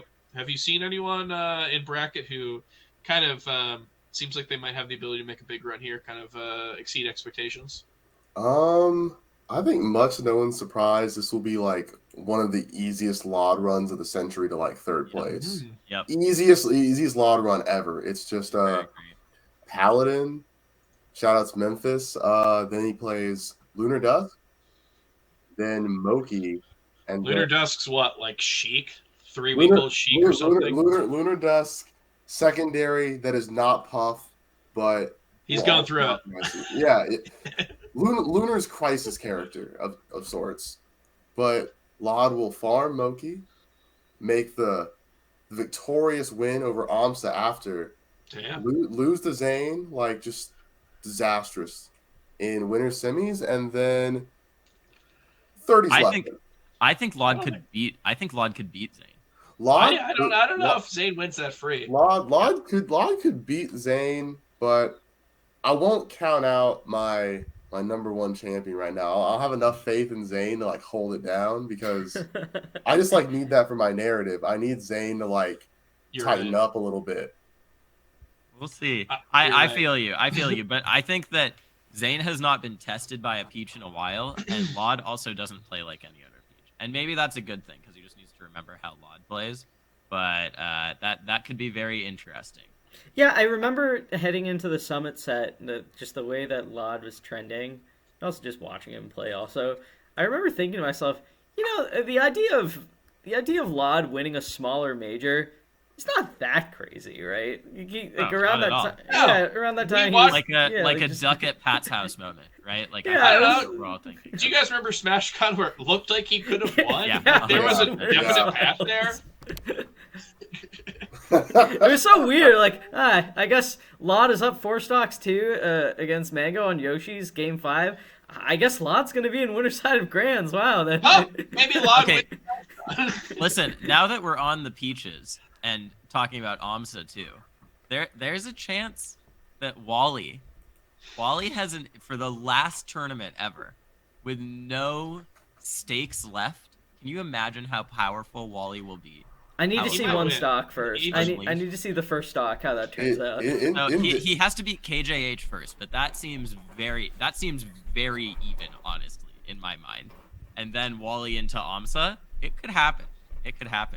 Wait, what's your saying about Wally? Polish has an interesting bracket. I've said a lot about Wally, but what I said before, which now rings, I don't know, true, but also maybe it's not the best thing to say at the moment now that he's retired, is that I was like, I need to tell him if he's not going to play for himself, but he has to play for me. Like, he needs a reason to play, because you've seen those sets where like he is on like at his top form, Zane obviously, but like that kind of like the whole tournament there, didn't he beat Skurzo? He like 3-0'd Zuppy or something like that. I think maybe the Zuppy set was at Riptide or something. But yeah, he's had like such incredibly insane performances, and such incredibly insane performances the other way. I want to go up to him and I want to say, look, you don't need to win this for yourself, but win this for me. Like, he's going to look up to the clouds after going down 1 stock and just see like my face in the clouds, like a Mufasa or something like that. I'm not sure if that's what you were thinking of, but I have That's said exactly that about what I'm Wally. thinking. No, I just think that Wally, with no stakes anymore and no value placed on this, is a danger. No pressure. He keeps telling me about how he's like beating people on net play who are good now. I'm not surprised. Yeah, because he just doesn't care anymore, and I think that says a lot. And I also think all of the Peach mains have really interesting brackets. Wheat and I had a conversation last year, at the beginning of last year, when Polish was ranked number 10, about like, are they 10 because they're the 10th best, or are they 10 because they keep beating HBox and that, et cetera, trickles down. And I think that, yes, obviously it was because of beating HBox. Polish's stock has fallen since then, but I am a big Polish believer. I'm a really big Polish believer that when they were playing that well, they were playing at a potential top 10 caliber level. And from what they've been tweeting about their mentality, they seem like they're in a really, really good space right now. All of their bracket, whether they win or lose, is super doable matchups. Axe, Crudo, B-Bats. The one thing is that if they beat Crudo, they probably play Cody, and that does seem pretty hard. But they've done it. They've done it. And if they take Crudo's spot, then they probably end up playing J-Flex or Grab or someone, which I think is pretty easy for them. Well, right? Grab's done it. Grab's done it. Has Grab beaten Polish? The dichotomy of Peach right. mains out there is that it's like, hey, Cody might be pretty hard. Well, they've beaten Cody. Well, Grab might be pretty easy. Actually, they lost. But that's the thing. Polish, I think, is one of the. I think they have the biggest standard deviation between they're the hardest to pin down within that range of pretty much any player in like the top 25 right now. Because if Polish made a run to 4th or 5th at this tournament and was in contention for top 10 again, I don't think any of us would like be super surprised about Dude, it, they right? could do it with Fox Polish entirely. cool. They could do it entirely Fox, and I'd believe it. I'd be like, all right. Right? Like, we would all be like, yeah, totally. And it's not in the vein of like, oh, Dewan made 9th or 7th because Dewan's just goated at the game, whatever. It's like Polish definitely slumped. Polish got artificially inflated because of how good they are against Puff and how they exploited HBox. And then they were also playing the best melee of their life, and then they slumped. And we have seen both of those extremes, and it's still hard to see where their actual skill lies. But I personally believe that it's probably in the higher end. Like, I think that this is where it is, and they just need to have it click, and they're going to make that resurgence. Polish is interesting because I the HBox wins in 2021 definitely catapulted them to a level that maybe like I don't know, maybe the rest of the results weren't showing. But honestly, they had really good results otherwise, right? Yeah, exactly. Look at the 2021 results. They like whooped Laud. It was like for some reason they played every week. I know that they're in the same region, but they played like one set last year, and they played like 9 sets in 2021 where like no one was even playing because of COVID. They had like a really good record versus Laud, who was definitely no slash at the time. I know they beat Umset Pound. I'm trying to remember if they were one of the people who beat Umset Smash World Tour, or if that was just every other Peach, because that's what I remember happening at Smash World Tour Finals. But no, they're so insanely good, and yeah, there is like definitely a slump, but I think that you're right. There is a very positive mental game in terms of the video game. I don't know what's going on with the rest, because I've definitely seen tweets that talked about, is anyone else up dealing with the horrors? And their profile picture is a skeleton smoking a cigarette. So I don't know what's going on in terms of actual mental health, but I think you're right. Good mental game for Smash, which is what we're talking about here. Yeah, who knows about overall mental health, but in fact, usually if your mental health is bad, you end up being pretty good spot. at melee. Yeah.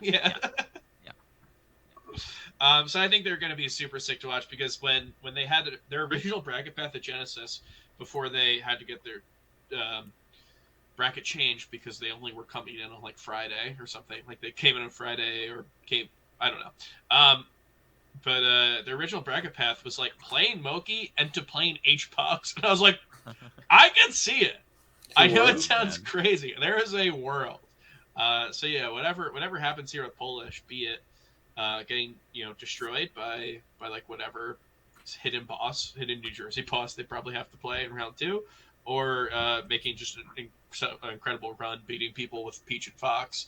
I would not be surprised. That is just kind of how it's been going with them recently. And Polish, the one person who made a tweet like about BTS closing, like, "Oh man, I dreamed of getting into Summit one day." Everyone else who did that, you're cringe. But Polish, thanks for tweeting that. I would have liked to see Polish at Summit too. let's bring it back. Let's do one more go around just for Polish. One more.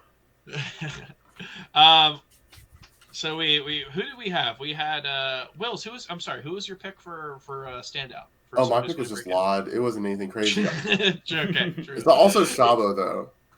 Yeah, Mr. 101 Oh, himself. what's That's Shabo's bracket like? Shabo's bracket isn't like anything crazy, but it has Axe in it, and Axe is going to play Young Link. Oh, So I Axe think- is playing Young Link. Well, probably. It's like, you know how the Axe tweets go. It's like, I I'm do. kind of feeling it, I'm kind of not. So I'm just going to bank on the worst case scenario, which means Axe loses to J-Flex, playing Young Link.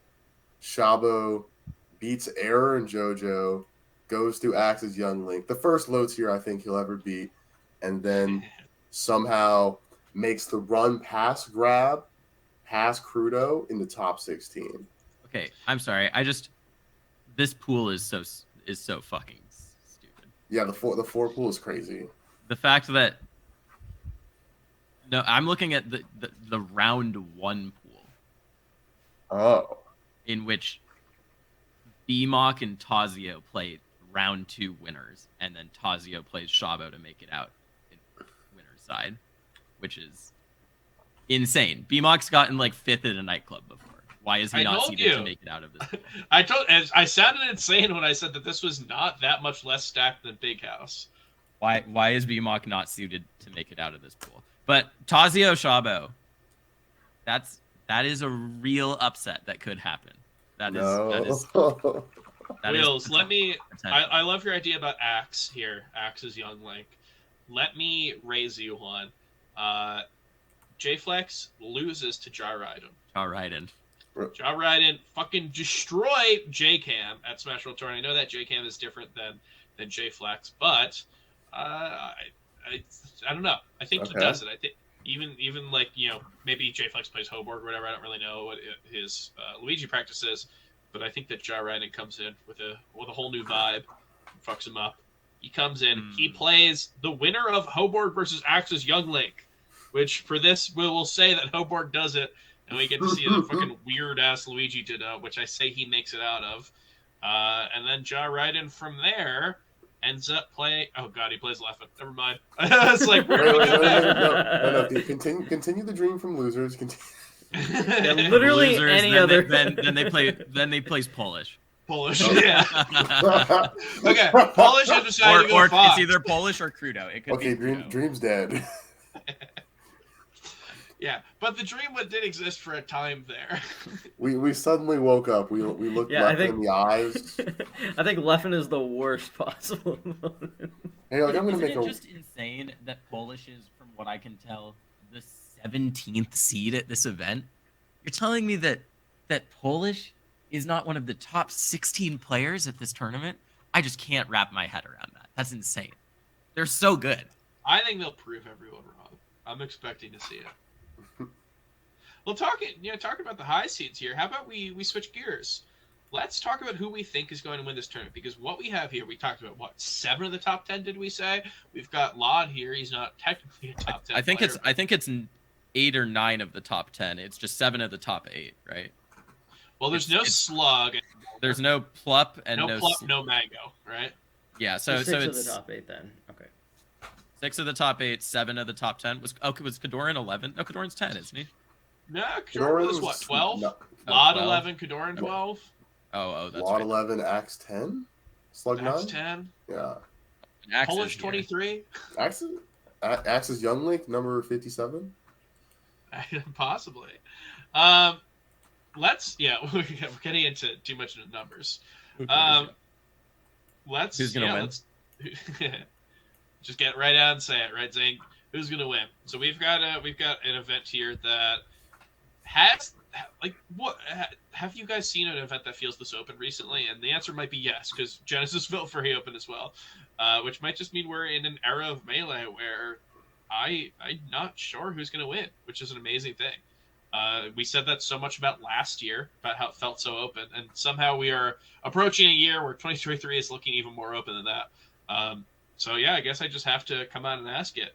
Edwin, I know that you probably answered this in your Monday Morning Marth article, but why don't you say it to the illiterate people in the world who haven't read that? And who's your pick to win the entire thing? Oh, I don't know. I went with Cody Schwab. I think it's a tough call. You can just call him Cody, by the way. I just felt it was important for the official pick to say Cody Schwab. But yeah, I think I'm going with him. All the top seeds have the pros and cons. I think that the thing with Cody that gives me a little pause is that historically, and when I say historically, I just mean over the last year, the Fox Duo has been kind of weak for him, and all three of the Foxes that were beating him a lot are here, right? So Leffen is here, Moki's here, and Aklo is here. I think I don't think it's a guarantee that he beats them, to put it as kindly as I can. And I think the fact that all three of them are here is especially difficult because it makes it likely that he'll run into one of them, if not in winners, then maybe losers. But I think he's pretty good everywhere else.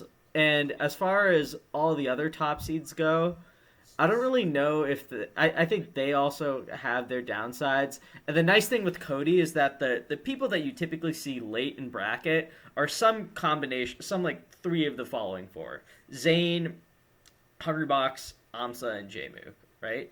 And I think as of right now, the worst draw out of all of them is probably Jmook. But I think long term, that's pretty back and forth. Like Jmook's kind of had his number lately, but Cody had his number before that, and like before that, Jmook had beaten him at Genesis. So I don't think that's too bad. I think it's a really good thing for your chances of winning a major if you're consistently beating Zane, Hungrybox, and Amsa.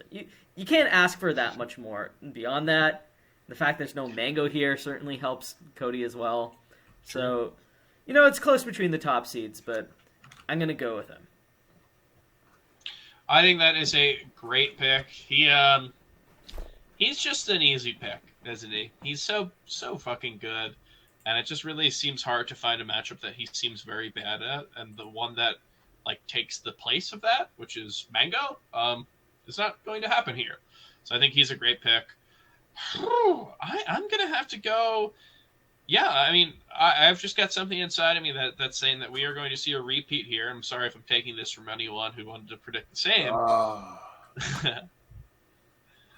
But I think Jmook's going to take this one. Jmook is someone who we have seen time and time again just how poised he is, right? That was one of the big things about his big breakout at Genesis was that he seems like a guy who has been there before, which is like so insane to watch that and think that that's basically his first super major. We've got a little bit of a homecoming here after his first super major win at Genesis last month, or 2 months ago.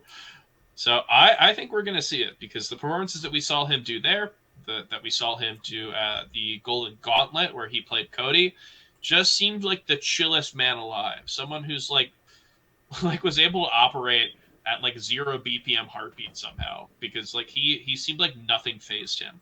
And this isn't it's a bit of a weird bracket where he ends up being the 4th seed, which, I don't know, Melee's crazy right now. I guess you can seed anyone in any order. But it ends up meaning that he is probably going to avoid HBox in winners for, like, the time being. And everyone else, I think that he is probably favored against. It's tough to look at, like, any of these really, really good Foxes and say that they're going to lose to a Sheik. Even a Sheik as good as Jmook, but the way that he's been looking recently makes me look at his matchups and say, like, yeah, Leffen is someone who I think he's favored against, and if he makes it past Leffen, I think that Cody is someone who that is going to be an interesting thing, right? Cody is someone who has shown to not really be stuck in any particular rut other than the Mango loss. So I expect him to come back from these recent J-Mook losses with some more stuff. But I don't know. I got something inside of me that says that J-Mook is going to do it. We're going to end up seeing him versus maybe Amsa, maybe Zayn in winners finals. And I think that those matchups are really good if he's able to get to a point of bracket where HBox is likely to not be. Then I don't know why there's any reason why I would be saying that J-Mook couldn't win this one. So he'll be my pick. And presumably it was Will's picks as well. Wills, are you gonna continue on with J-Mook, or are you going to? No. J-Mook was my pick for sure. Like I did think it was kind of like the most cakewalk his bracket could get. Just 2 Foxes. HBox is eliminated by Cody. Which is insane, by the way, that we are being like, yeah, it's easy. It's just Fox. Yeah, the fact that calling it a cakewalk is... It's cakewalk. It's just Cody. Look, there's no other Sheik you talk about like this, though. That's like, real recognizes real. True. I've never seen a Sheik delete a Fox like that. But I can spin a new narrative here. And I think Leffen makes the run. I think Leffen loses to J-Mook and takes like the fire run. We see Leffen like... This is contradictory to what I said earlier, so we're just gonna have to roll with it. But Leffen beats Lod this time, okay? In this timeline, then Leffen sheiks Kadoran, Sheik Zayn, and then provided Leffen doesn't feel like just throwing it away, he'll play the Cody that has eliminated HBox. Yes. Because I can't like watch him do what he did to HBox in Genesis and just like camp himself to death. But this is it. This is the Leffen run. And then he plays Amsa in Losers Finals. And he'll play J-Mook in Grands and promptly like bow the knee. Nice. Yeah. Always fun to see someone winning through losers, and if it's Leffen, yeah, those are always good wins. Always a good time when he ends up pulling the 1 or 2 out a year. So getting it early and establishing himself right before he gets lost to Street Fighter 6 would be very cool. What about you, Zane? What are you feeling? I just want to say, Wills, you had me until you said losers run. Leffen has literally never made a losers run. So if I just said Leffen for winners, we were good? Yeah, we were good. If you said he just beats J-Mook and then he beats Cody, then we're fine. Hey, man, there's a lot of people who have not made losers runs. I think from Zane? when we did that's actually not true. That's actually not true. What's Zane's biggest losers run? Zane's biggest losers run, it's not that big. It's like maybe 3 sets, but Leffen has literally never even had one of those. What tournament did Zane win from? Well, you're saying to win the tournament, right? Yeah, to win the tournament. Okay, to win the I don't think he's ever done it. To win the tournament. I don't know. I had this from when we did the Mango video at PG Stats, and I'm literally trying to pull it up right now, but I don't have the original data anymore. So, damn, I'm PG having trouble deleted finding it. The closest for Zayn is probably 4 Loco Fight Night, right? Like for long losers because he lost to Johnny early. It might be that. I'm trying to look it up right now, but I story. remember when we did this, and I don't. It's like just Mango and HBox for the. Panda has locked you out of the data. Oh! Wait! Sword A to Z. Here we go. It was 4 Loco Fight Night. Yeah, that was the only one, and it's 5 sets in losers that he did win. Yeah, okay. On where was that tournament held, by the way? Just like trying to remember what city that was. Yeah, wherever they brew the 4 Loco. Okay, yeah. But yes, he's also notorious. But Leffen has won 1, 2, 3, 4, 5, 6, 7, 8, 9. He's won 9 majors, all from winners. He's never even won with a Grands reset, like lose and then reset in Grands to win a major. When I made this video, I don't think he's won a major since then, though, right? Wills, so, you are predicting that this one breaks the narrative. He only ever makes winners runs. It's so weird. I like to think that my prophecies are revolutionary. True. I was waiting for Leffen to manifest for me. I will say Leffen has a tendency to kind of like randomly dominate everyone when you least expect it, and then when you think I agree. Yeah. And then fuck up a lot when Yeah. you expect it Yeah, to it's like do really well. it's like he's got the perfect path, and then he has the perfect opponent he needs to play, and then he just kind of decides midway through a set against HBox that like he doesn't feel like playing anymore, and it's usually in a way that's like, yeah, this doesn't change my opinion on Leffen versus Hungrybox long term. He just just decided that he didn't want to play Melee He anymore. just short circuited a bit. Yeah. We all remember Battle of BC where he just was like, oh, Yeah, I'm the best in the world. Boom. So there you go. We'll see it once a year. Whether or not this is the one, we'll have to find out. Leffen always takes one. I was also gonna just say Leffen wins it from winners, but then I thought about Jmook and how good he is, and I don't know. Honestly, when you first asked it, I just went, I think it's about time for an HBox win, and then I remembered that he's gonna be grinding for Ult Summit, and I know that's it. I do not. I think maybe not. We talked about it on our episode with June, our last episode, and I was like, okay, well, HBox just lost for Kadoran. What does that mean? And I was like, here's what it means. It means that he knew that Ult Summit was way bigger than whatever rinky-dink level up expo tournament he was at. So yeah, it might be a second until we see the actual HGOD come out. But so listen, talking about least expected. If I'm thinking about it, yeah, Jmook or Cody, I think are the safe picks, and I would go Jmook. I would go Jmook just because I do think that there's something up in that matchup that Cody hasn't figured out yet, and until he proves to me that he can do it at the highest level, again, like he won their last 3 sets before the exhibition and at Genesis, but until he proves that, I also think Jmook is he's the most immune to a bad day of anyone except for Amsa. I think Amsa is also pretty immune to a bad day, honestly. Yeah. But Jmook doesn't. Genesis notwithstanding. Yeah. But Jmook just doesn't play bad, right? Or hasn't in a while. And when he loses, it's because like he gets edged out, and it's like, okay, he's gonna get that one next time probably, right? I remember when everyone was telling me he was just never gonna beat HBox, and I was like, he's going to. He is. I know he keeps losing, but he is going to. So I think that he's the one who is gonna survive the cold weather and just be like, whatever, I don't fucking care, and just win. But because HBox is going to be playing Ultimate, and I think will be at a lower skill level, I'm going to say that Zane is going to win. Because he is not going to need to think about that matchup at all, and instead he can focus on Amsa. And I still believe that if Zane... I'm a big believer that a lot of the people who did well against Amsa in the past and lost to him last year are going to start seeing success against him again. Especially the non-spacey players.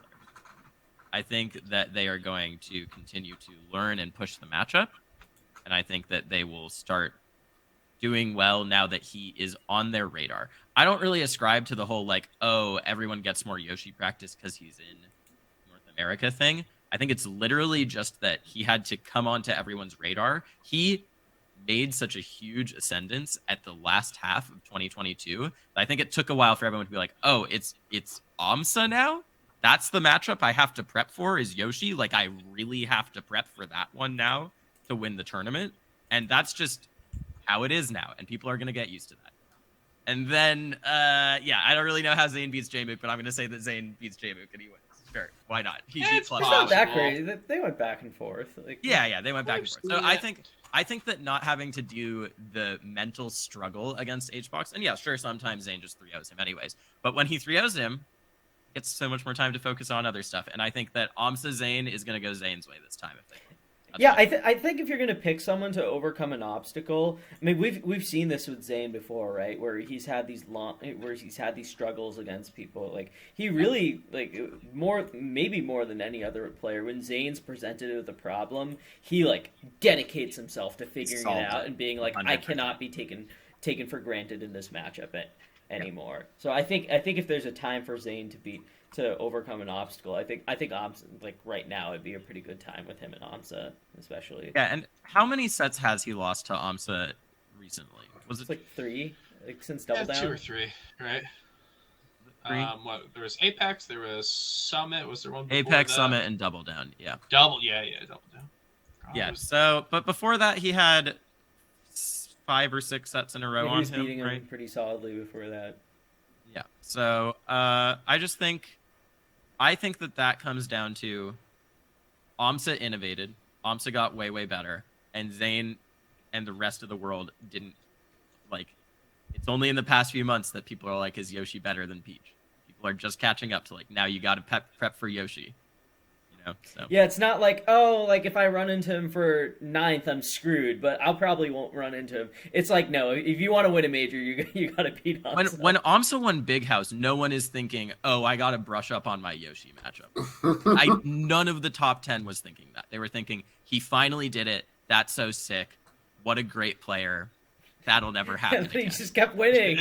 Yeah, and then he just This kept was a random winning, right? thing. I couldn't Right, believe but, like, it. None of us could. The fact that it was so incredible, even the second and the third time he did it, I think to me shows that probably top players were thinking that too.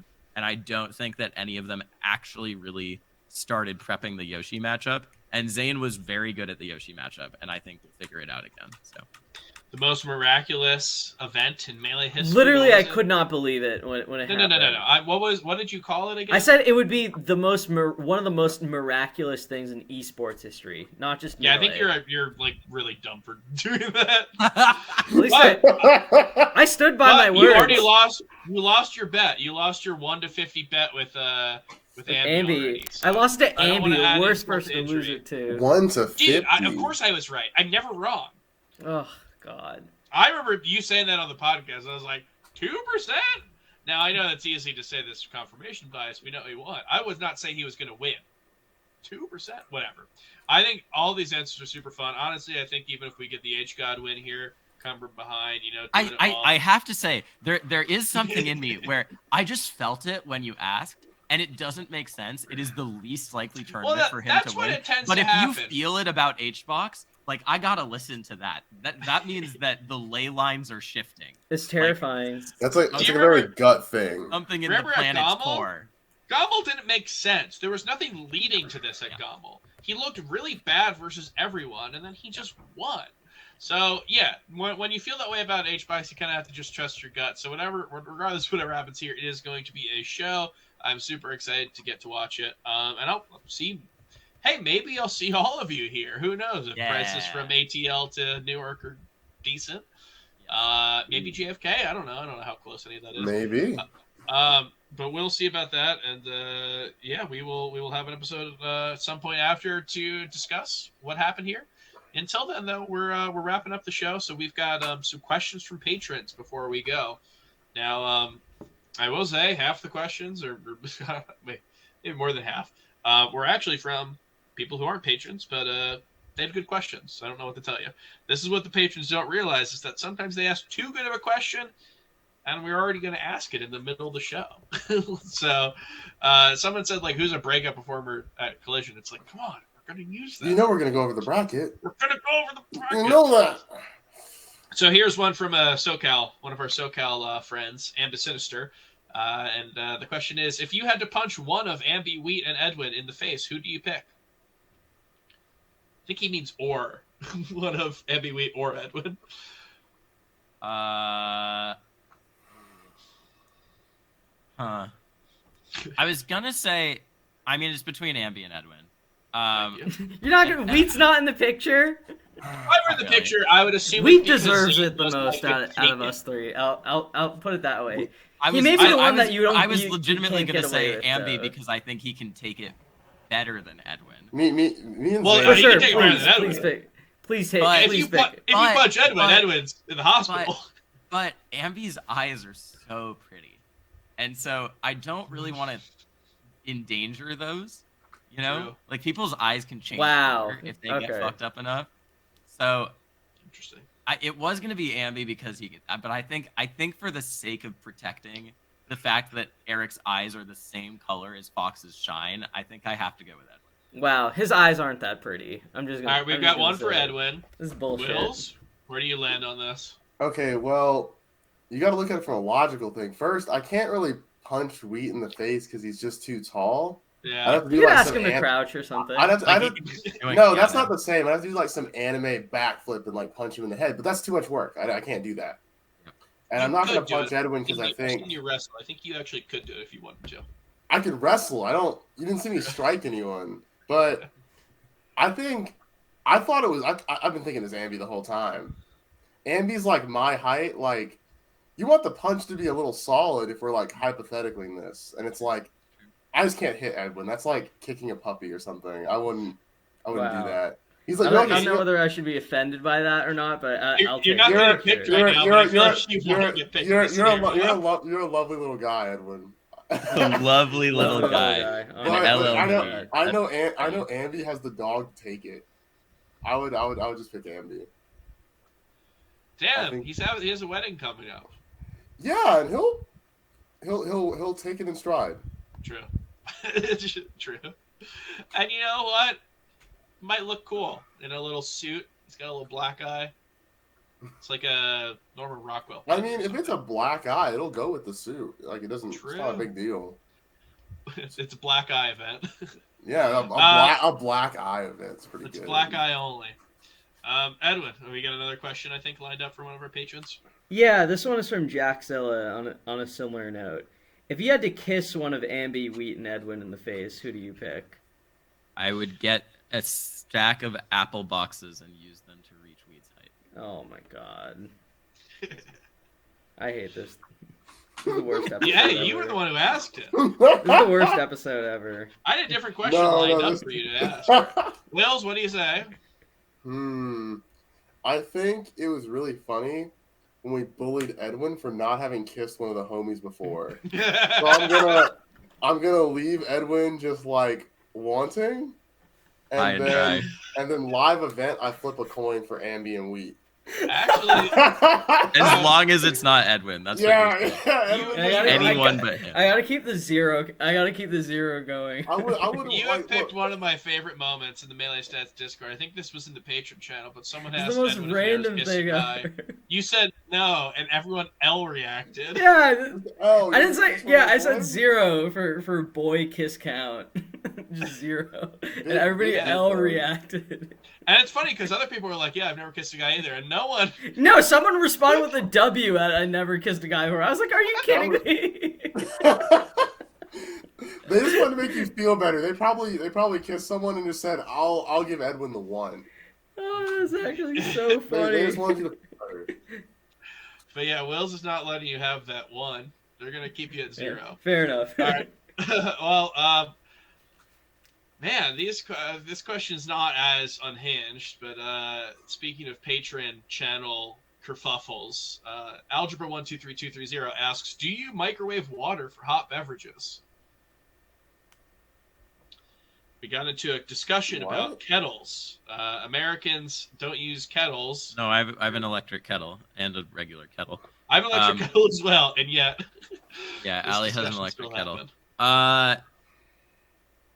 No, because so for tea we use the kettle, and then for hot chocolate I don't use water because I have a sense of taste. Yeah, you're just not weird.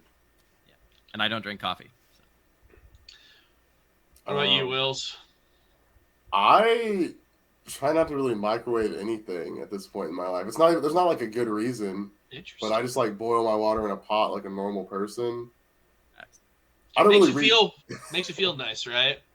No, I feel like no. I could be like Jack Nicholson in a 70s film when I'm boiling water on a stovetop. It's like breathing. Yeah, I still smoke cigs in my apartment and everything. It's like it's got a real risk vibe. Nice. But I'll be making it out of there just fine. I haven't heard a gunshot in a couple weeks. Always good.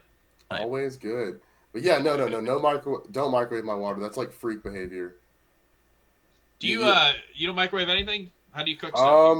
Stovetop? I usually don't. I'm never in a process to use a microwave. Like it's usually like a reheating tool, and I don't really reheat a lot of my food, which I think might be a weird opinion. It's like I might cook like some meat or fish like the night before, but I probably won't like waste the time to reheat it. I'll probably just eat it cold. I just don't really like reheat my food like that. You know what's fun is taking those microwavable veggie things they have, those like packs of frozen veggies. Oh Just yeah. bust them open. Don't even put them in the microwave. You put them on a pan. Maybe some, I don't know, some butter or garlic or whatever you want in there. Edwin, do you have another question lined up, or should we move on? Yeah, I got one more. This one is from Danger. It is, with Moki picking up 16 star and Counter-Strike 2 likely to take Mango out of the game for a while, it looks like the future of Melee streaming is grim. What's your take on the Melee content landscape now that the top dogs are leaving for greener pastures? I don't know if I agree with this question totally, but... It's a very leading question. Yeah. Zane, the question is, Melee content is dead. What will happen now? That's stupid. It's not. It's not. And if you, who asked this? They're a kid. Don't worry about it. Don't tell him. That's the rudest thing you could have responded to that. Yeah. You should have said no answer. It's deliberately rude. Melee content. You might know them from attacking Kreestab for wanting to give money to the community. They've had a bad month. It's been a rough couple weeks. Melee content isn't dead. Why aren't you making content? If you are saying that, go make some content. What YouTube videos do you watch? Do you think that they're funny, or are they shit? Do you watch Melee videos? Are they shit? Probably shit. Most of the Melee content is not good. So make something better. Nah, we haven't made a video. I don't know. I don't know. That's actually less true these days. A lot of Melee content is better these days, but like Melee content isn't dead because you exist. So, and if you think it's dead and don't want to make content, then you L. Just like Edwin kissing zero guys. L. Yeah. L. Wait, how many guys have you kissed? That's not what we're talking about right That's now. not the same. Why isn't it L with me and not? This is Because so it's dumb. with you. It fits so perfectly. You have one on your shirt right now. It's in normal. It's a no. What about you, Wills? Do you want to speak on this Melee content question, or just going to let the silence speak for itself? I don't know. I kind of just want to. I think Ludwig already had it, but I'm trying to skip all the pomp and circumstance of them like playing Smash. I just want Ginger and Cody to fight each other. We're past Melee. I can watch Melee anytime. How often do I get to see top players put in a mouth guard? I think that's the content I want, personally. What's also so crazy about this is saying it because BTS died. I don't know if that was the impetus for this. It actually was like, Moki playing 16 star and Mango streaming Counter-Strike, which I feel like it's been streaming Valorant more, right? Oh, okay. It's winter is my answer to that. Like, this literally always happens. Wait 3 months and we'll be fine. Insane. Yeah. Hard month for Danger, but I guess we've all been there. And hey, speaking of other places we've been, let's talk about our last subject here before we go. Our last segment, unnamed but known by the fans as Touching Grass. This is the segment where we talk about stuff that's been going on in our lives that is not related to Melee. Considering we talk about Melee so much, it's a little window into what we've been doing outside of that. So I will go first, and I made a big spreadsheet. I tend to make a lot of spreadsheets. I don't know, pass the time. Maybe I need a new hobby. And I categorized every single Best Picture nominee ever and Best Picture winner and how many I've seen. Because I was like, I really don't think I've seen a lot. And I know the percentages, and they're very low. I also have never seen every nominee from a single year. So I'm kind of debating on whether or not I try to make a big push before the awards this season, or the awards God, is it this weekend? Yeah. Jeez. Maybe I've got 3 more I need to see this year to see all the Best Picture nominees, but what are they?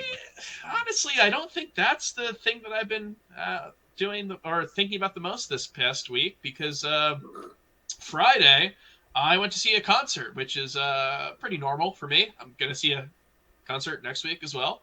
But this one was fun because I saw it with my sister. My sister and I have gone to like one concert together ever, and we've been talking about going to more. And I was like, hey, have the weed experience. Be a front row freak. You know, we get a general admission tickets to a concert. I'll stand out in the line like an hour before, like I normally do, and we'll be front row. So we looked at the acts that were coming around, and both of us love the New Zealand, I don't know, power pop band, I guess, the Beths. So I said, hey, let's go see the Beths. And I had seen them before, front row already. So I was like, yeah, let's do it again. It'll be super fun. They're so great. So I went to see it. It was great. They had an opener who I kind of knew, but did not really, was not familiar with their game, I guess. And it was Sydney Gish, and she killed it. And the Beths killed it. And my sister and I had such a great time. And apparently there was a group of people behind me who was trying to figure out who like stands behind me. They were like, okay, so like if you stand right here, you can kind of get half of you. I'll stand. So it kind of made me feel a little bad. Apparently one of them wore the same shoes as I did and like put their foot up next to mine to show the difference between how big my foot was and how big their foot was. My answer to that is get there before I do, I guess. I don't know. I'm sorry. I am a big man, and I try to make myself smaller at events when I am front row, but it's only so much I can do. So Can I guess what 3 Best Picture noms you haven't seen? Go for it. All Quiet on the Western Front. Yeah. Women Talking. Yeah.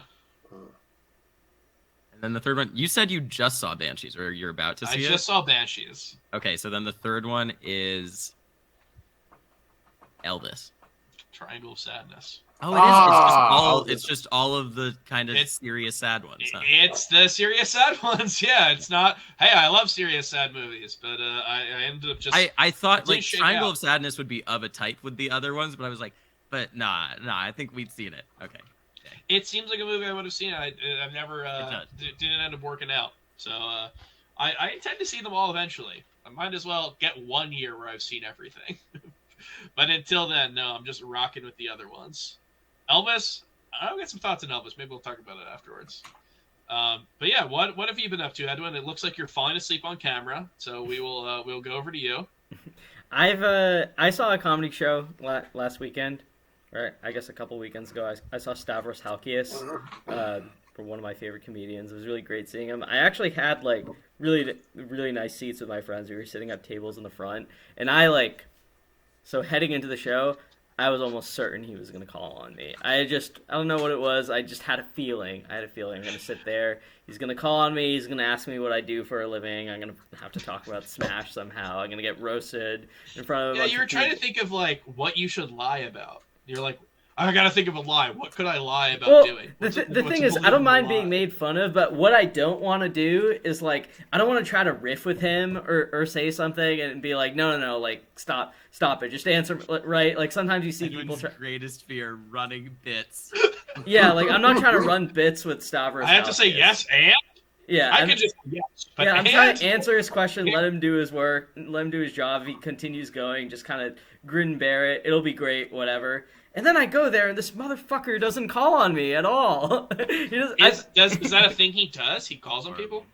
Yeah, sometimes he just kind of asks random questions based on like the audience members, like sort of what's come up or whatever. Like he'll pick on recurring people or whatever. And I loved his routine. I thought he brought up a bunch of like really funny stuff, but none of it was particularly pertinent to me or sort of like stuff I'd be able to talk about. It was actually some of my friends wanted to answer some of his questions, but they got too scared, which is pretty funny. Because it was just like I went with a bunch of my hometown friends, and we'd all just like agreed like, oh yeah, like Stavros is gonna call on Anoke. We just know it. It's gonna happen no matter what. So I had sort of convinced myself it was gonna happen. I was really nervous going to see the show, and I was like, okay, fine.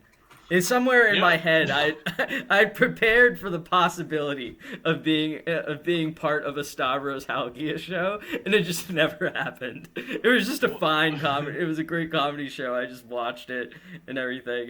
It was great. I loved it. I definitely would want to go see him again. What's funny is I realized afterwards that I probably could have messaged Slime, and then like he could have messaged Stavros and sent him a picture of you, and it would be like, set your targets on this guy. Fuck this Do guy. Do not hold back. Yeah, one of my friends said like, oh, you should go to Stavros after the show and be like, oh, I know Slime. First off, I was like, don't mention that guy's name around me. Don't fucking mention Slime. I'm not gonna bring him up. Slime Edwin beef is the dumbest beef out there. No, dude. There's no chopping up. He sucks. This is a no, dude. I'm hitting you with an ambiism. That's how you know it's real. Just you're supposed to yes and. Come on. So Stavros, very good show. What was the funniest thing he said? I can't repeat it on stream. Sounds good. Sounds good. Sounds good, man. TLS. Zane, what have you been up to? I mean, there's obviously a lot of going on in your life recently, but if there's anything you want to call out right here, now's your chance. Also went to a comedy show, John Early. That was really good. Birthday. Oh, the best thing that I did, I also went and looked at a wedding venue this past week, which was cool. That was fun. But I don't want to reveal too much information about it. It is the Apex 2015 venue, the first one. But the one that collapsed. For my birthday, Allie, my fiance, surprised me with a trip to Dirt Candy, a restaurant that is vegetable forward in New York. They don't say they're vegetarian or vegan because I think they will have animal products like binders and stuff in it. But it was the best meal I've had in like a year. Tasting menu, and it was so incredible. Every course was themed around one vegetable, so it was like beets, and then the dessert was potato. There was an onion course that was like a caramelized onion tart pizza thing. But the best one was there was a dish.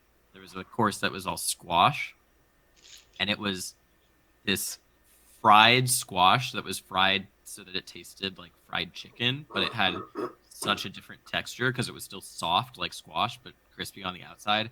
And then there was a kabocha squash gravy and spaghetti squash slaw, and it was one of the best things I've had ever in my entire life. And for a prefix menu, like very reasonable price. I think it was $90-something. So like for a splurge night, like of like 7 courses, it's not bad. It's not bad, you know. It's a splurge, but like that's a something where you could potentially do it. So that was amazing. Anyone who has the chance to go to Dirt Candy in New York should go. It was great. Edwin, thank you to my fiance for making the reservation. If you enter the black for collision bets this weekend, we can go. Ooh, bet. Literally. What about you, Wells? What have you been up to? I haven't had too much time to get away from Melee because I had BEMI the weekend before last, and then like this weekend, I think me and Panko ran Invitational. But in my free time, I've just been reading like A Song of Ice and Fire. Oh, nice. I have a little book club like with like Panko and Swaggerby, and we like discuss it in like a Discord channel. And I think I'm on book 3. I'm like halfway in A Storm of Swords. Like just met Oberyn Martell. Mm-hmm. I don't want to spoil it for anyone that's watching or reading, but I've been really enjoying that. That takes up like a lot of my time when I'm not at a tournament. It's nice that you're reading Storm of Swords. That's the best one out of the main books, I think. You get some crazy additions of Can't upon the remember. other I read them books. so long ago. I remember from when I flirted with the idea of reading them all after I read the first one and then kind of didn't care. Really? I wondered where you were going there. You said I flirted with, and I thought you were going to talk about trying to like pick up someone by talking about A Song of Ice and Fire for a moment. I honestly, you know what? Back when I was in high school, Game of Thrones was everywhere. Maybe it would have worked. But no, I read the first book and I was just like, this seemed exactly like the show, and it was weirder. It was creepier. The women are younger. The women, and the sex scenes are more graphic. So I put it down, but I did hear that the books afterwards were not as the seasons.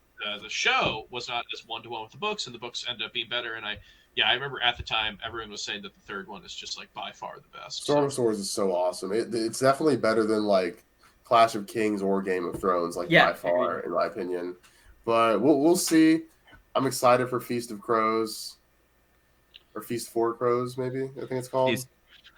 Did you fit? It's Feast for Crows. Okay. Yeah, Feast for Crows is the worst one out of the 5. I should. Out of the worst one? Yeah. Did you finish Storm of Swords? Me? No, I'm still reading it. Oh, okay. Yeah. I just met Oberyn, and okay. yeah, I can't talk too much about it on camera because it would break my disciplines to like spoil it. But I've never seen the show. Yeah. Storm of Swords also has, from what I remember, I'm rereading the plot summary now because I truly cannot do it where I can remember what happens in which book.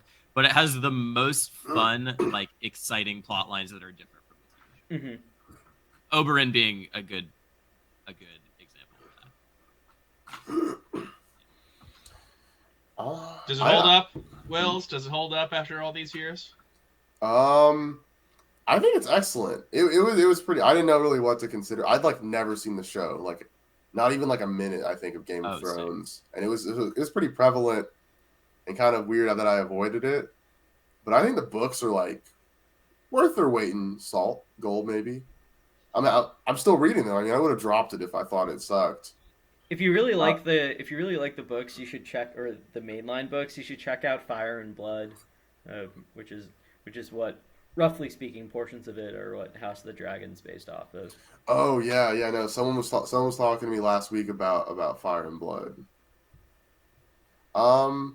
I'll definitely read it. I don't know if I'll read it like before I finish the series or like after, but I do mean to get to it. Well, if you end up going through the Game of Thrones series, we'll let you into the. I think we had the Discord started during the last season. We had a Game of Thrones only channel.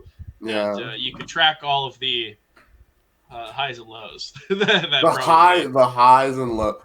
I can track the final seasons like just travesty. I only hear the worst things. But if you know it's bad, it's if you know it's, I probably feel different just watching it. If it's not a spoiler to tell you it sucks at the end, then it's true. Yeah, it's like I know. I've heard about it. Maybe the book's ending won't suck. We'll find out whenever it ends up.